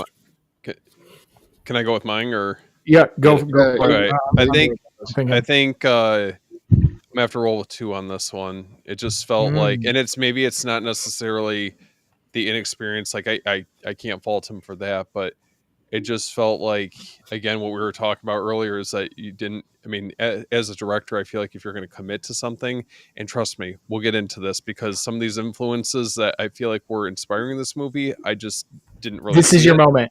Oh, Steve, it is. Oh, man. Moment. We're in the direction category. Go for it. Okay. All right. So, real quickly, guys. So, I saw this article on Letterboxd that I thought was interesting. There were, let's see, we got 13 films that the director Matt Palmer mentioned that influenced this movie. So I'm going to go through this, and I'm just curious to see if you guys pick up on any of these. So here, I can pull. Yeah, I'm going to try to do fancy finagling here and get it up on screen while you talk about it. So let's see. Okay, so Tim and I, I'll just start off with this one. We were talking about this earlier and kind of joking about it. but the director mentioned that Pieces was an influence on this. So I'm finding a hard time believing that I didn't see any of that on this film. I don't know about you guys, but yeah, there we go. I haven't seen Pieces, so I don't know. What? Yep. These are Really? yeah. I literally just watched like 4 of these movies. I literally just watched Tenebra. Good I am from piece. Texas. I'm ignorant. If I mispronounce words, leave me alone. No, it's okay. I just watched Tenebra. I just watched Alice Sweet Alice. Alice Sweet Alice is where he got the idea for the outfit. I know that Yes. for a fact. Like that's obvious. Tim and I were talking about that. That I could see just based on the Wait, costume. camp. Is that supposed to be the Tiffany's mom? I don't know, but Sleepaway Camp doesn't hit for me in this at all. It did, right. Okay. Where was Blue Velvet? I don't see Blue Velvet at all. Velvet too. I don't get that either. And Maybe Chris Klein's character could maybe in a twisted version be some kind of Lynch character. I don't know. I've never seen Basket Case. What is that one? I don't get Basket Case at all in this Oh, film. no. Yeah, me neither. I don't understand that. I've never seen that one. What is that one? It was from Or- 1982. It was way back. No, I know what Reanimator is. I'm saying I've seen the musical. What is it doing on this list? What? Yeah. So the other one that gets me is he said Black Christmas influenced some of the darker moments of the story, and I'm like, Where? which one? Christmas Where exactly? Girls. Okay, we got that. Happy Birthday to Me is a slasher. I love Happy Birthday to Me. I haven't seen that one either. It's the ending of Happy Birthday to Me. He does say so. Happy Birthday to Me. There's an article where he broke all of this down and kind of says what he got from each. Oh, you sent that to me. I don't. I'd have to go back in our I don't. our messages. Oh, please. I thought it was linked in this, but I don't see it right now. But he did say the Happy Birthday to Me contains enough twists in its final 30 minutes to fill multiple movies, and I think that's what he was going for the ending here. Which I can see the Alice Sweet Alice a little bit with the costume. Maybe like I feel like it's a huge reach. If you're talking about Tenebrae is like, you know, we've talked about this before, but you know, as far as Giallo goes, I could see that with like the red herrings or you know the mass killer. Like if you're going, There are no good red herrings in this movie. They didn't even try. No, he didn't. I don't think the director, if that's what he was going for, I didn't think the red herrings were very good. Well, I think this goes earlier. I can't remember which one of you said it, but one of you said it was when he puts this out here as these are his influences. We now go into this movie looking for these, and we're disappointed when they're not there. Like I would be more understanding about this if he had said these are, you know, 13 horror movies that influenced his career. Not this movie. Where do you see this? I don't see Basket Case. I don't see Reanimator. No. What about Climax? Where did you get that? The Dance Off? But you know what else? You know what else is missing off of this list? Things that are very clearly influences on this movie that are not on this list. This dude watched Prom Night 1,000 times before he Or what? No, Carrie. Carrie was another You one know, that I picked Carrie's up on. another one that you know he watched 1,000 times before he put this together. Like, why are those not on there? Are we just? It's hitting too close to home, or the Prom for that matter. You should put Scream up here too. I don't want to trash talk this guy because the worst types of slashers are made by people who don't care about horror, who don't like slashers, who don't. There's speaking of Black Christmas 2019, someone who doesn't like slashers made that movie. It's so bad. Yep, this movie is made by someone who likes horror and likes slashers, so I'm at least going to give him that because people who don't like horror are not watching Pieces, you know. This is leaps and bounds ahead of Black Christmas 2018, which saw a theatrical release. For sure. So, this movie's significantly better than that. But that movie pretty hard. But I think the issue is we can tell he likes horror, And so I'm not going to bash him on the movie and not putting these pieces in there. I am saying my issue is that he put this out there as influence. I wish he wouldn't have.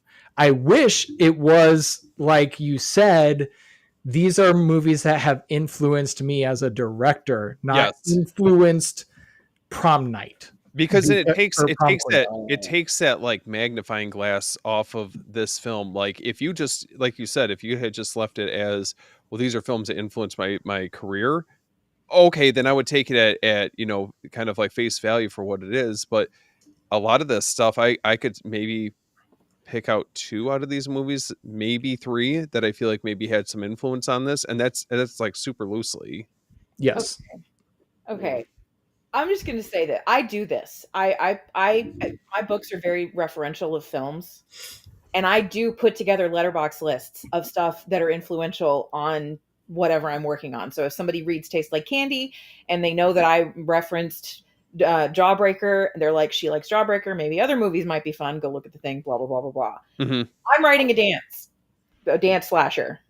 Heathers, Carrie, Prom Night, Hello, Mary Lou, Prom Night 2. Yep. She all that, Jawbreaker, Frankenhooker, Oh, God. Franken. 3, Sinister, The Craft, Spice World, Idle Hands, and The Loved Ones. And I label it movies that inspired and or were referenced in this book. Like that's what I title it. Okay, I gotta go buy your books. I'm definitely gotta buy your books. This one doesn't exist yet, but it's coming. But I'm so excited. But my point being, if I Oh, say man. I'm going to write a novel about a prom, those movies, like that makes sense that I'm referencing those movies for something like that.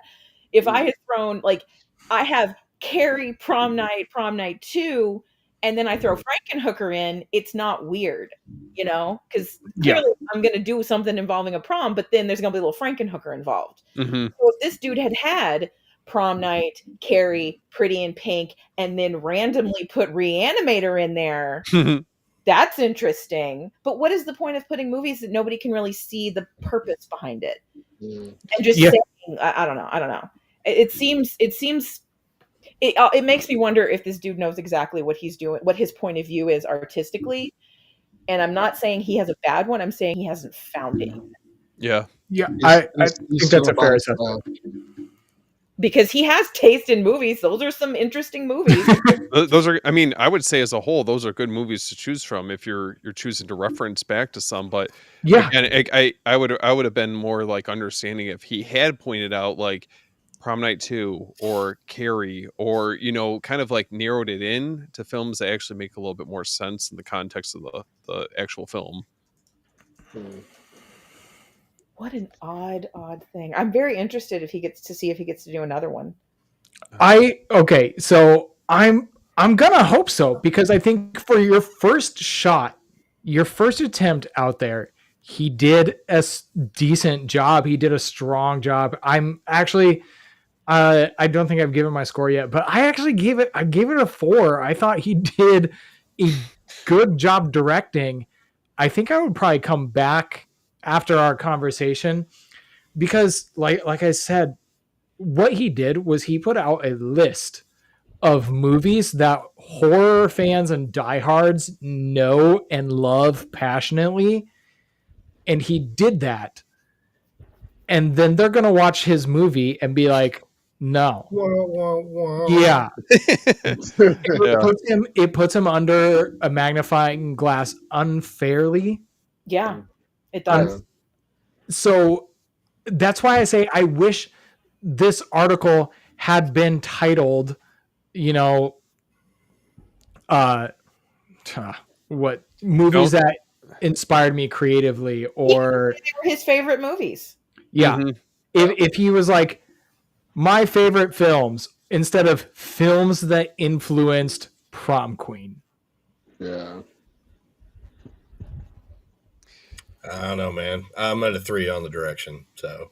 Meh. I feel bad picking this movie apart, because I think that there are some things to like about it. It's just, as a whole, I just didn't feel like it completely delivered on what it was setting up, especially with I was super pumped when, they were rolling out the marketing and the trailer, and it checks all those boxes for me for what I'm looking for in a slasher, and especially if it's doing callbacks to older ones. But I just didn't really feel like I got as much out of this as maybe I was hoping. Yeah. Same. Now, Okay. can I ask you guys real quickly before we move on? But where would you guys say this stacks up to something like Hard Eyes? That's another one that I think of as it's dipping its toes in some various subgenres. So I still need to see Heart Eyes. I thought saw Hard Hard Eyes. top to bottom, I thought it was fun. Is it the best slasher of the year? No, that's Final Destination so far. Yeah, It's definitely- I'm going to see that after this. It's fantastic. I've watched Hard Eyes probably 6 or 7 times. Oh wow! Yeah, Like I said, this is my thing. Is Mhm. it mashing together a rom-com and a slasher movie is my favorite thing ever. So I am already primed to love that kind of thing. But I thought it was done really, really, really well. Bloodline is by far a better movie, more fun, more slasher, more I'm excited. Yeah, it's great. Hard Eyes I saw in theaters, and I can say I had a blast watching it. Mm-hmm. That was the first slasher I've seen in theaters in a while, and I was actually very glad I went and saw it in theaters because I was laughing. I was like, that person's an idiot. Even the reveal was actually really good. I was like, I didn't see it come, but at the same time, I had a feeling because they kind of gave subtle hints. I was like, look this way, nope, look that way. I was like, you gotta be freaking kidding me, you bastard! It was very clever because it was a character I liked. I was like, I was hoping that was not the character, that was the killer. Mm-hmm. So I was like, I had fun with that movie. And the chemistry between the two main characters, I was shocked because they're really two good actors. I was not expecting to have good chemistry together. But the way they wrote them, that was a fun movie. That was a really fun movie. I would agree. But it's not the top one because Final Destination Bloodlines. Yeah. I'm hearing That's good the top things. one. That is the Yeah. top. Yeah. I ugly cried during Tommy Todd's. Oh man, Oh, man, I'm yeah. getting ready for that because that's what Oh. I've heard. It's a high point. Yeah. I was I'll be watching tonight. Okay. start in the middle of Literally, from the beginning, you hype for the movie, then you get to Tony Todd, you're like, oh, he's really gone. It's Yeah. And the message he left for his fans, he was like, dude, we were supposed to have fun with this movie. We still did, but dang, he's really gone this time. So yeah, it was really good. Yeah, I wouldn't compare this to something like Hard Eyes. I would say something like Totally Killer is more on the nose for what exactly Okay. Great. it would be a 1-to-1. I can't think of anything else other than I would say, I recently saw A Clown in a Cornfield in theater. I haven't seen that. How was it? I haven't seen it yet. I have to say, I have all 3 Clown in a Cornfield books. I like Okay. the first 2 Clown in a Cornfield books. Okay. I didn't like the movie. I heard very mixed things on it. Yeah, I- Okay, here's a question because I read a review of Clown in a Cornfield, and I had it in my head the whole time I was watching this, and I can't figure out why. Someone referred to Clown in a Cornfield as baby's first slasher, and when I was watching Prom Queen, that was what was in my head. Why is that making what is so babyish about this movie that it kept sticking with me? Okay, so baby's first slasher, I kind of like that description of both of these. And I think it's great. We need more of that. yes, so that is exactly what I was going to bring up when we get to my enjoyment factor. That fits into my enjoyment factor perfectly. So I don't want to spoil that just yet. But I can tell you, I posted it on our Instagram. I don't like the message of Clown in a Cornfield, and that it leans so heavy on message that it takes away some of the enjoyment of the film. This movie doesn't lean heavy on message. It's just Clown and Cornfield felt like preachy in a way. yeah. Oh boy. So without getting too into it, my biggest issue is I have excellent relationships, or had excellent relationships, with the older people in my life, whether I agree with them or not. One of my biggest influences in life was a raging Republican. The other one is like a Democrat.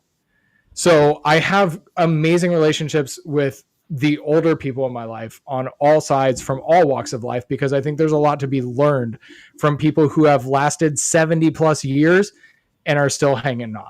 Mm-hmm. They have something to hear, whether they learned it the hard way or they're wrong. You can learn from them.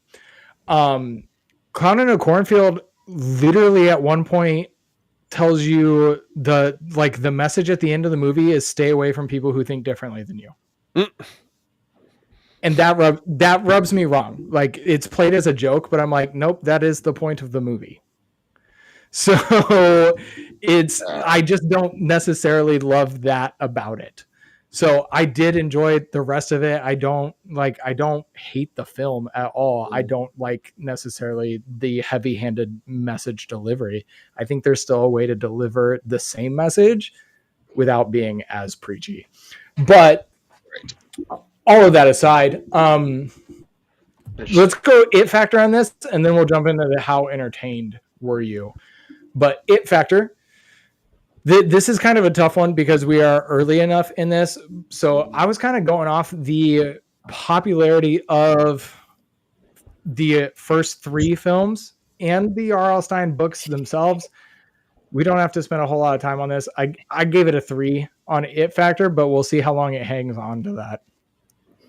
Yeah, I didn't really feel like it really had a lot to hold on to as being like overly significant in any real way. With all the tropes and stuff and what we were lacking, I don't feel like it really does much for the horror film community, really. So I'm sitting at a 2. 2.5. Because I'm not gonna lie, I don't even remember 90% of the movie, and even though I watched it. But yeah, so 2.5. I'd say 2.5. I just didn't think that there was like enough that made me really strongly want to revisit this movie. And I think what's disappointing is that if they didn't have the other trilogy of movies already in place, maybe I wouldn't have had as high of expectations, but unfortunately you have that to compare it to, so yes. I feel like I just kind of, I don't know. I just walked away kind of disappointed. Yeah. I'm still monitoring the situation for how I feel. This is for real. I'm looking at it right now. It's sitting at number 2 on Netflix behind Wild Robot, which is good for it because at least means people are watching it. Yeah. There's another movie that came out late last year called It's What's Inside. Fantastic film. Never cracked the top 10. It was a Netflix original. They never promoted the damn thing. So at least is getting enough views to be on the list. So, I never saw that movie. It's fantastic. What's it called? It's called It's What's Inside, and it's about a group of people who gather, college friends who gather and play a little party game that goes kind of crazy. It's very good. Oh boy! But my point being is that was I kind of monitored Netflix to see if it ever cracked the top 10, and it never did.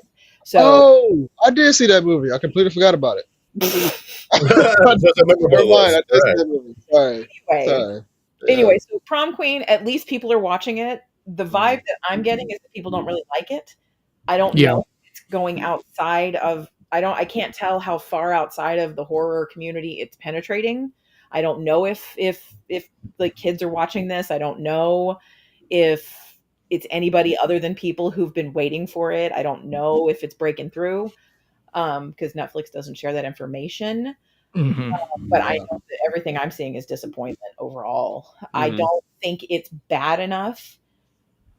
I think that we could still see more Fear Streets. I don't think that he's going to be given another Fear Street, and I don't think they're going to revisit this storyline at all. Hopefully whatever they have cooked up next is more what people want, because I'd like to continue seeing these. I would like to see 1,000 more Fear Street movies. Like, I love these things. I love the concept of this. R.L. Stine Sorry. I was going to say, let's use that to segue into the how entertained were you? Because the last two times, Ivy, you've hit on two of my thoughts that I want to share on my entertainment value.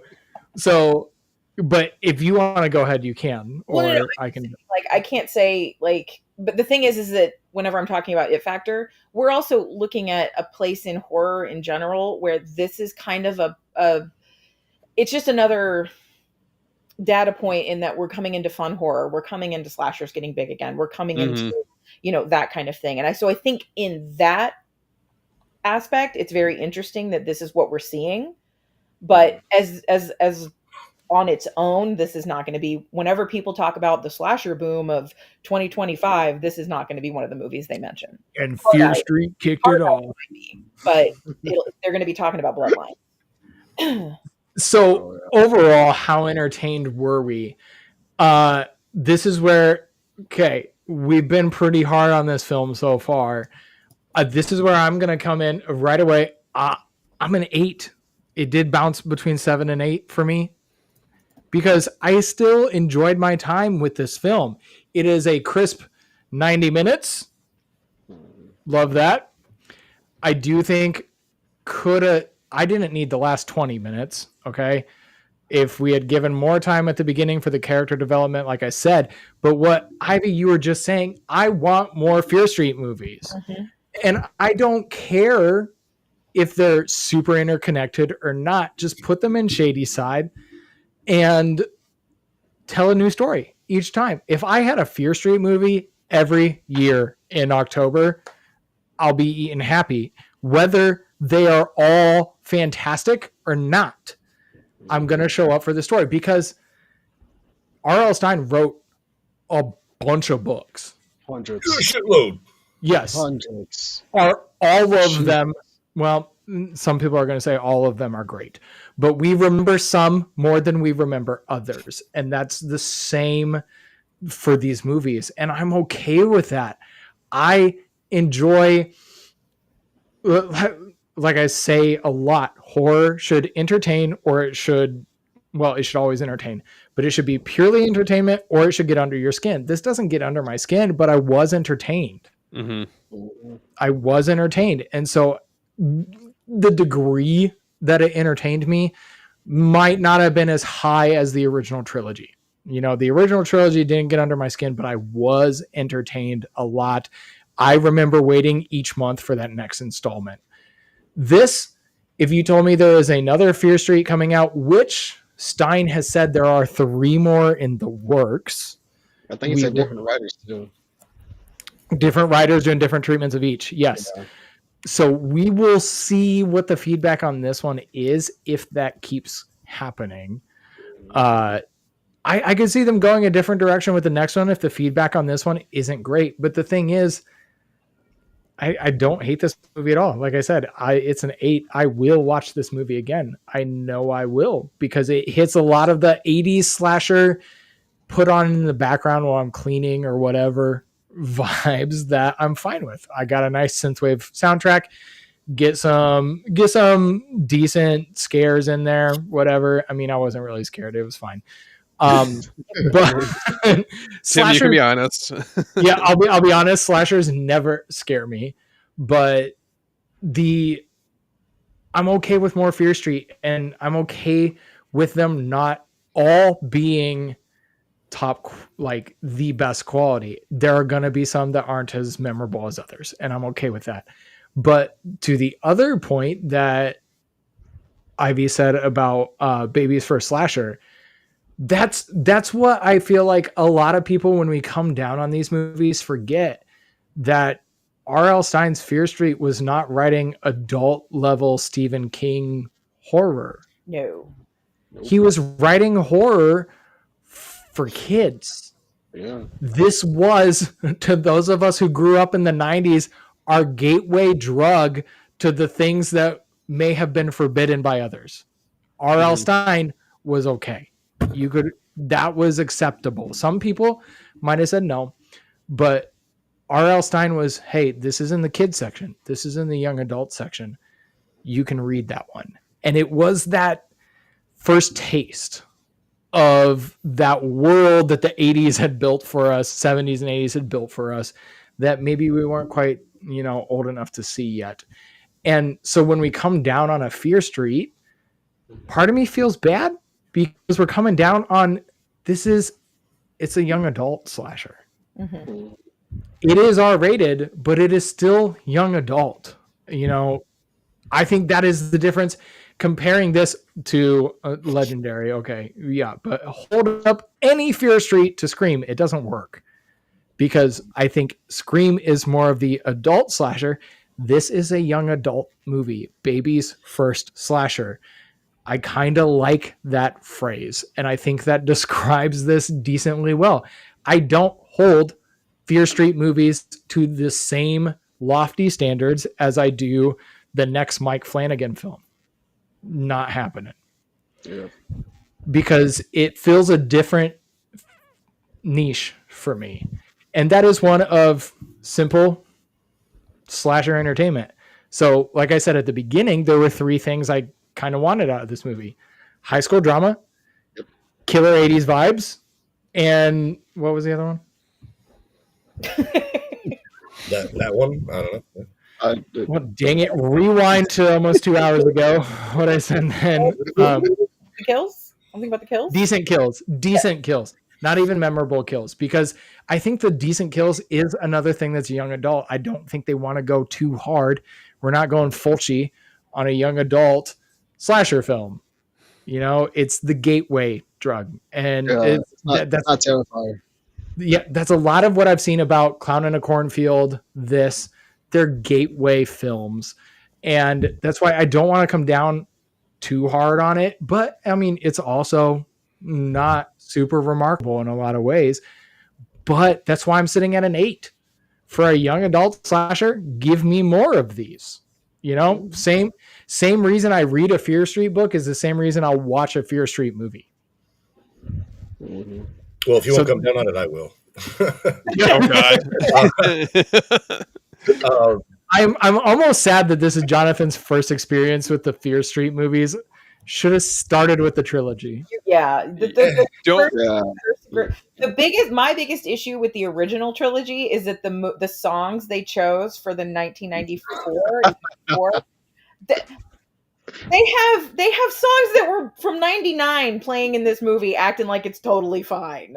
Like, I love Garbage. They're my favorite band. Only Happy When It Rains had not come out at the time of that movie. Like, why are we doing that? Do you remember? Pepperidge Farm, remember? Yeah, overall, though, like, I don't know. It's like hardcore Erie, Indiana, or like Are You Afraid of the Dark kind of vibes. Yes. It's not something I really care to watch again. Like, I've watched it, I've seen it, okay, and I probably don't really care if I ever watch it again. So I'm giving it a 6. I don't think that's that bad. 6 is not bad. 6 is not bad. Yeah, with me up 6.5. So I'm in between. You got my 6.5 for me, because it's not a trash film. It's still entertaining at the end of the day. It's like I laughed. I'm like, I've called characters stupid. That's how you know we're having fun, when you can call somebody, I hope you die. I legit, when the movie started, when we got to that back, I was like, I hope you died. And it turns out she was the killer. I was like, crap, darn it. But he still died though, so I was happy. So it was still very entertaining. So 6.5 for me. I would have to say, I think just overall, I'd probably lean towards like a 5.5. I liked it. I felt like it was like a fun watch, but I felt like the standouts for me were the soundtrack, the kills, the reliance on practical effects. Outside of that, it just kind of, I don't know. For me, it kind of missed the mark a little bit. I am a little bit closer to Tim. I'm going to say 7.5. I watch a lot of these, a lot of slasher movies from a lot of different decades, a lot of different years, a lot of garbage. And if this did not have the Fear Street name on it, I would have probably stumbled across it, watched it, and told my horror friends to watch it because it's decent enough for a no-name slasher. Putting the Fear Street label on it adds some expectations, and people want more from that. That's a very fair observation. Yeah. Yep. Yeah, like if this was a Tubi original, I would have told all of y'all about it. Like, It would have rocked the Tubi world. Oh man, yeah, but Tubi has some really good originals. Do not make fun of they that. do. I just love Tubi. I haven't watched their originals yet, but I'm No, like, yeah, why do I need Shudder? Because everything I watch is also on Tubi. no, the Tubi Literally. not bad. They did some Terror Train remakes that were not bad. The Saga sisters did a zombie festival movie, like a music festival movie that's pretty decent. Like there's some stuff in there that's pretty good. Okay, that movie was actually very creative in a Yeah. way. Yeah. That one was very creative. But the Saga sisters are experienced directors. Yeah, they are. This is someone who did not know what he was doing, and he made a movie, and it's not that bad. I would watch it again, and I have like really picky taste about these kind of things. So, yeah, I have someone that I'm friends with that's 22, and he watched it, and he was like, I loved watching all those bitches die. So, I will say, I mean, go ahead. Oh no, I was just gonna say, I will say, I guess like on the bright side, it did inspire me to like go out and pick up Fear Street book. So Yeah. here's to reading. Yeah. Which one did you pick up? I couldn't see it. I think it's like the New Boy. So Okay. it's, I think book 20 out of the series. So I'm kind of like, I have obviously like I grew up on Goosebumps. I didn't really grow up as much on Fear Street, so I'm kind of excited to just check it out. Literally, Same. I'm literally on my Amazon about to buy a stack of Fear Street books, like 1 through like 30 or something. The reprints. Summer's the Yeah. perfect time. Yeah, so, it is. like, They're good. I love Like Goosebumps. they're like what 150 pages. I Quick don't even read. know. Yeah. Yeah. It's a good time. I also think when you go back and you reread them, Mm. I think I think your opinion of the movie might change. I think a lot of that is, like I said, we look back on those things that we grew up with some rose-colored glasses, and then when we hold them, when we revisit again today. So I read Prom Queen last October, and I thought it was okay. It wasn't my favorite of the R.L. Stine books. I thought it was okay. It was a good read. I liked it more than Heresy. I liked it more than the Midnight Club book, but that was. I don't want to talk about that. Christopher Pike are two very different beasts. They are. Yeah, they are, and that is what I wasn't prepared for when I read Christopher Pike. Yeah. I was not familiar with Pike when I started reading him. Pike is much more teen girl melodrama injected in. Yes. Stein was more about the horror. Yes. Yeah, Pike wrote about like abortion and stuff. Like he wrote serious stuff into his stuff. Fear Street was just the cheerleaders have all been possessed by a dead ghost, and now they're all killing each other. Like it was awesome, but they were good for different reasons. Yeah. But Got it. Okay. I wrote my first novel because I wanted to read something that was like Fear Street, and then I went and read Fear Street, and it is not for grown-ups to read.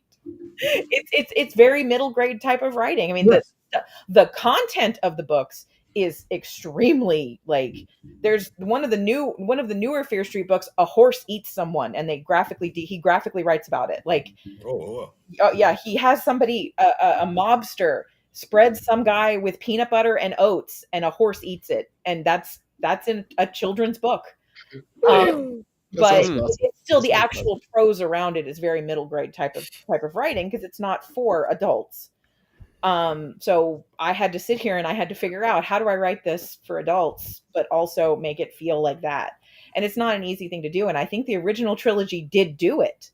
I think the original trilogy captured not necessarily like a 1-to-1 adaptation of the books, but I think that they captured the way that you felt when you were 8 years old reading a Fear Street novel. But if you're an adult now going back to watch the movie, we got to have a little more, which is why we have the bread slicer, cutting somebody's head up or whatever.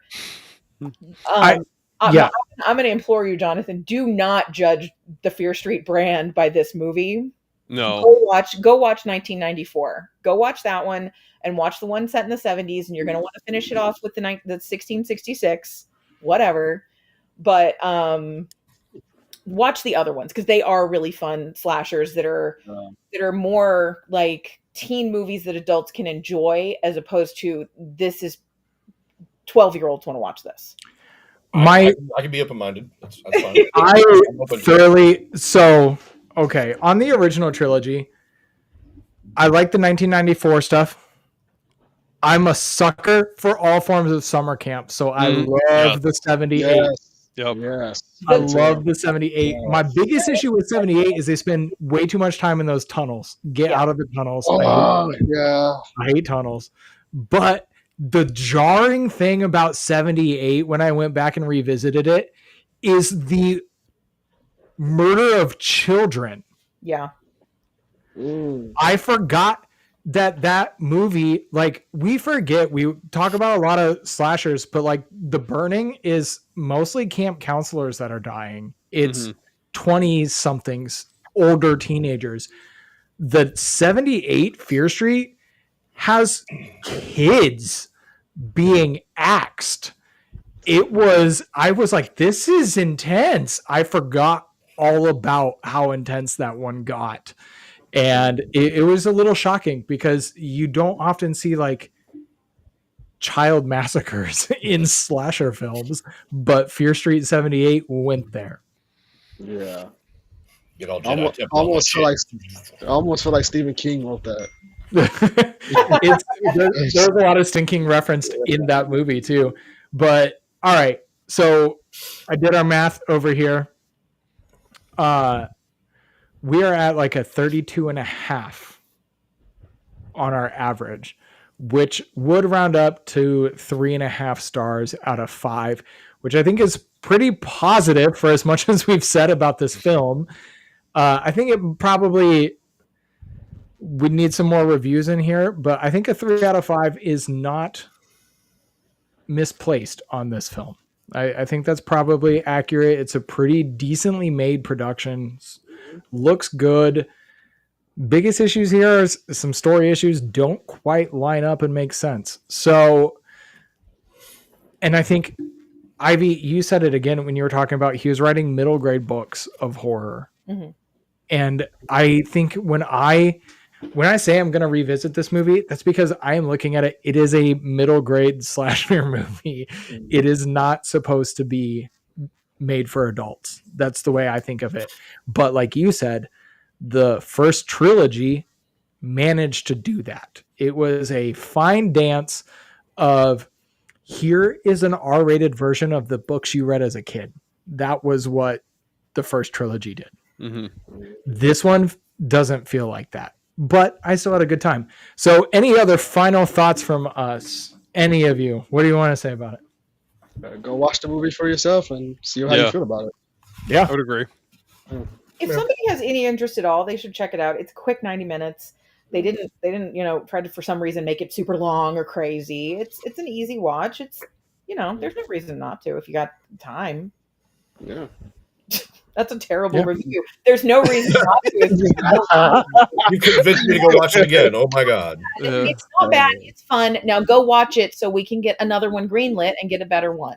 Mm-hmm. Yes. Thank you. So I agree. I think it's worth a watch. I think this one is going to be a little bit more divisive than the other three. I think the other three were, for most of the people that I talked to, most people liked those movies. Or at least 2 of the 3 movies. Mm-hmm. This one is going to be a little bit more divisive. I think you're either going to like it or you're not. Like I said, I didn't think it was that bad. I was happy, but I also did have pretty low expectations going into it. I did not expect this movie to do what the first 3 did. I just didn't. And I think because of that, I had a good time. So I do think it's a good time in your house. Put it on, turn down the lights. Like Ivy said, quick 90 minutes. It's not going to do you any harm. We do it as a double feature with Prom Night. That's support a new creator. Which one do you start? You start with this one though. Yeah. and on a better note. This is the appetizer. May I suggest the double feature of Pretty in Pink first, and then follow it up with the slasher version in Prom Night. Prom Queen. I'm staying on that. This is the slasher Prom Queen or slasher Pretty in Pink. I'm mixing up my words. It's time for me to go. Now I need to rewatch Pretty in Pink since you brought it up. It's the same movie. It's not the same movie. I'm kidding. Pretty in Pink's much better. John Hughes could write, man. Okay, so that's all I have. Cool. Anybody else? Good. All right. Well, thanks for joining us. This episode is only going to be on YouTube. I'm not uploading it to podcast platforms because this was not in our regular season plan. When Johnathan and I put together our season list, this movie didn't have a date yet, so I didn't know when it was going to fall. So it was a spur of the moment. I wanted to talk about it because while I did enjoy it, as you can tell, it was not a perfect film. So there was a lot to talk about on this one. But thank you, everyone, for being here. Steven, Kevin, Ivy. I know, Ivy, we've got some more stuff in the works coming up that we're super excited about. Yes. So, yep, super excited for that one. Where can people find all of you? Where should they go? Kevin, tell us. You can find me on Kevin. You can find me on Instagram at I am Kevin Davis Official, or also my business page is just Kevisel. So you got your hands in a lot of little things going on, don't you? Yeah, I do. We're just gonna put it. Yeah, that's a whole different episode. If you want to get to that, when we're having you on for Superman, so you can talk all about it then. Hey, that works. There you go. Awesome, Steven. You guys can find me at After Hours Video. I'm on Instagram, TikTok, YouTube, and I'm also one of the hosts on Beyond the Blood. Oh my God, Beyond the Blood podcast. I'm getting to that point in the episode where I'm like getting tapped out. Yeah, but you guys know what I meant. Yep. Yeah.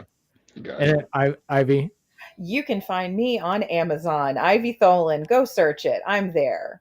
Don't search any of the book titles, though. No, especially just search, not Taste Like Candy. Don't do that. Don't search Taste Like Candy. Just search Ivy Tholen. If you search Taste Like Candy and see it under the name of a different author, you should pre-order that one instead of buying the one with Ivy Tholen on it. Oh. Nah, I'm gonna buy the one with Ivy Tholen on it. Just because you said it, I'm gonna buy it. Like we said, we've got big things planned. Ivy Tholen books. Bye. So, yeah. Awesome. Well, thank you all. I think this is our biggest episode yet, Johnathan. I don't think we've ever had 5 people on an episode. Oh, wow. No, I don't think so. No, I think we've tapped out at. Yeah, I think we tapped out at 4. This is our first 5, maybe. Wow. Well, unless my wife was sitting here, she doesn't count. But yeah. It's not friend her and tell her you said. Yeah, it's gonna be a long night. It's not a 5th screen, is what I'm saying. It's not a. We share the screen. That's the difference. Okay. On that note, I should go. Thanks, everybody, and we will see you with our regularly scheduled programming. We'll be back with Killer Clowns. Actually, this week. So, and the Dread broadcast coming up 1 week from yesterday, talking news with a bunch of people, and super excited for that. So we'll see you then. Bye.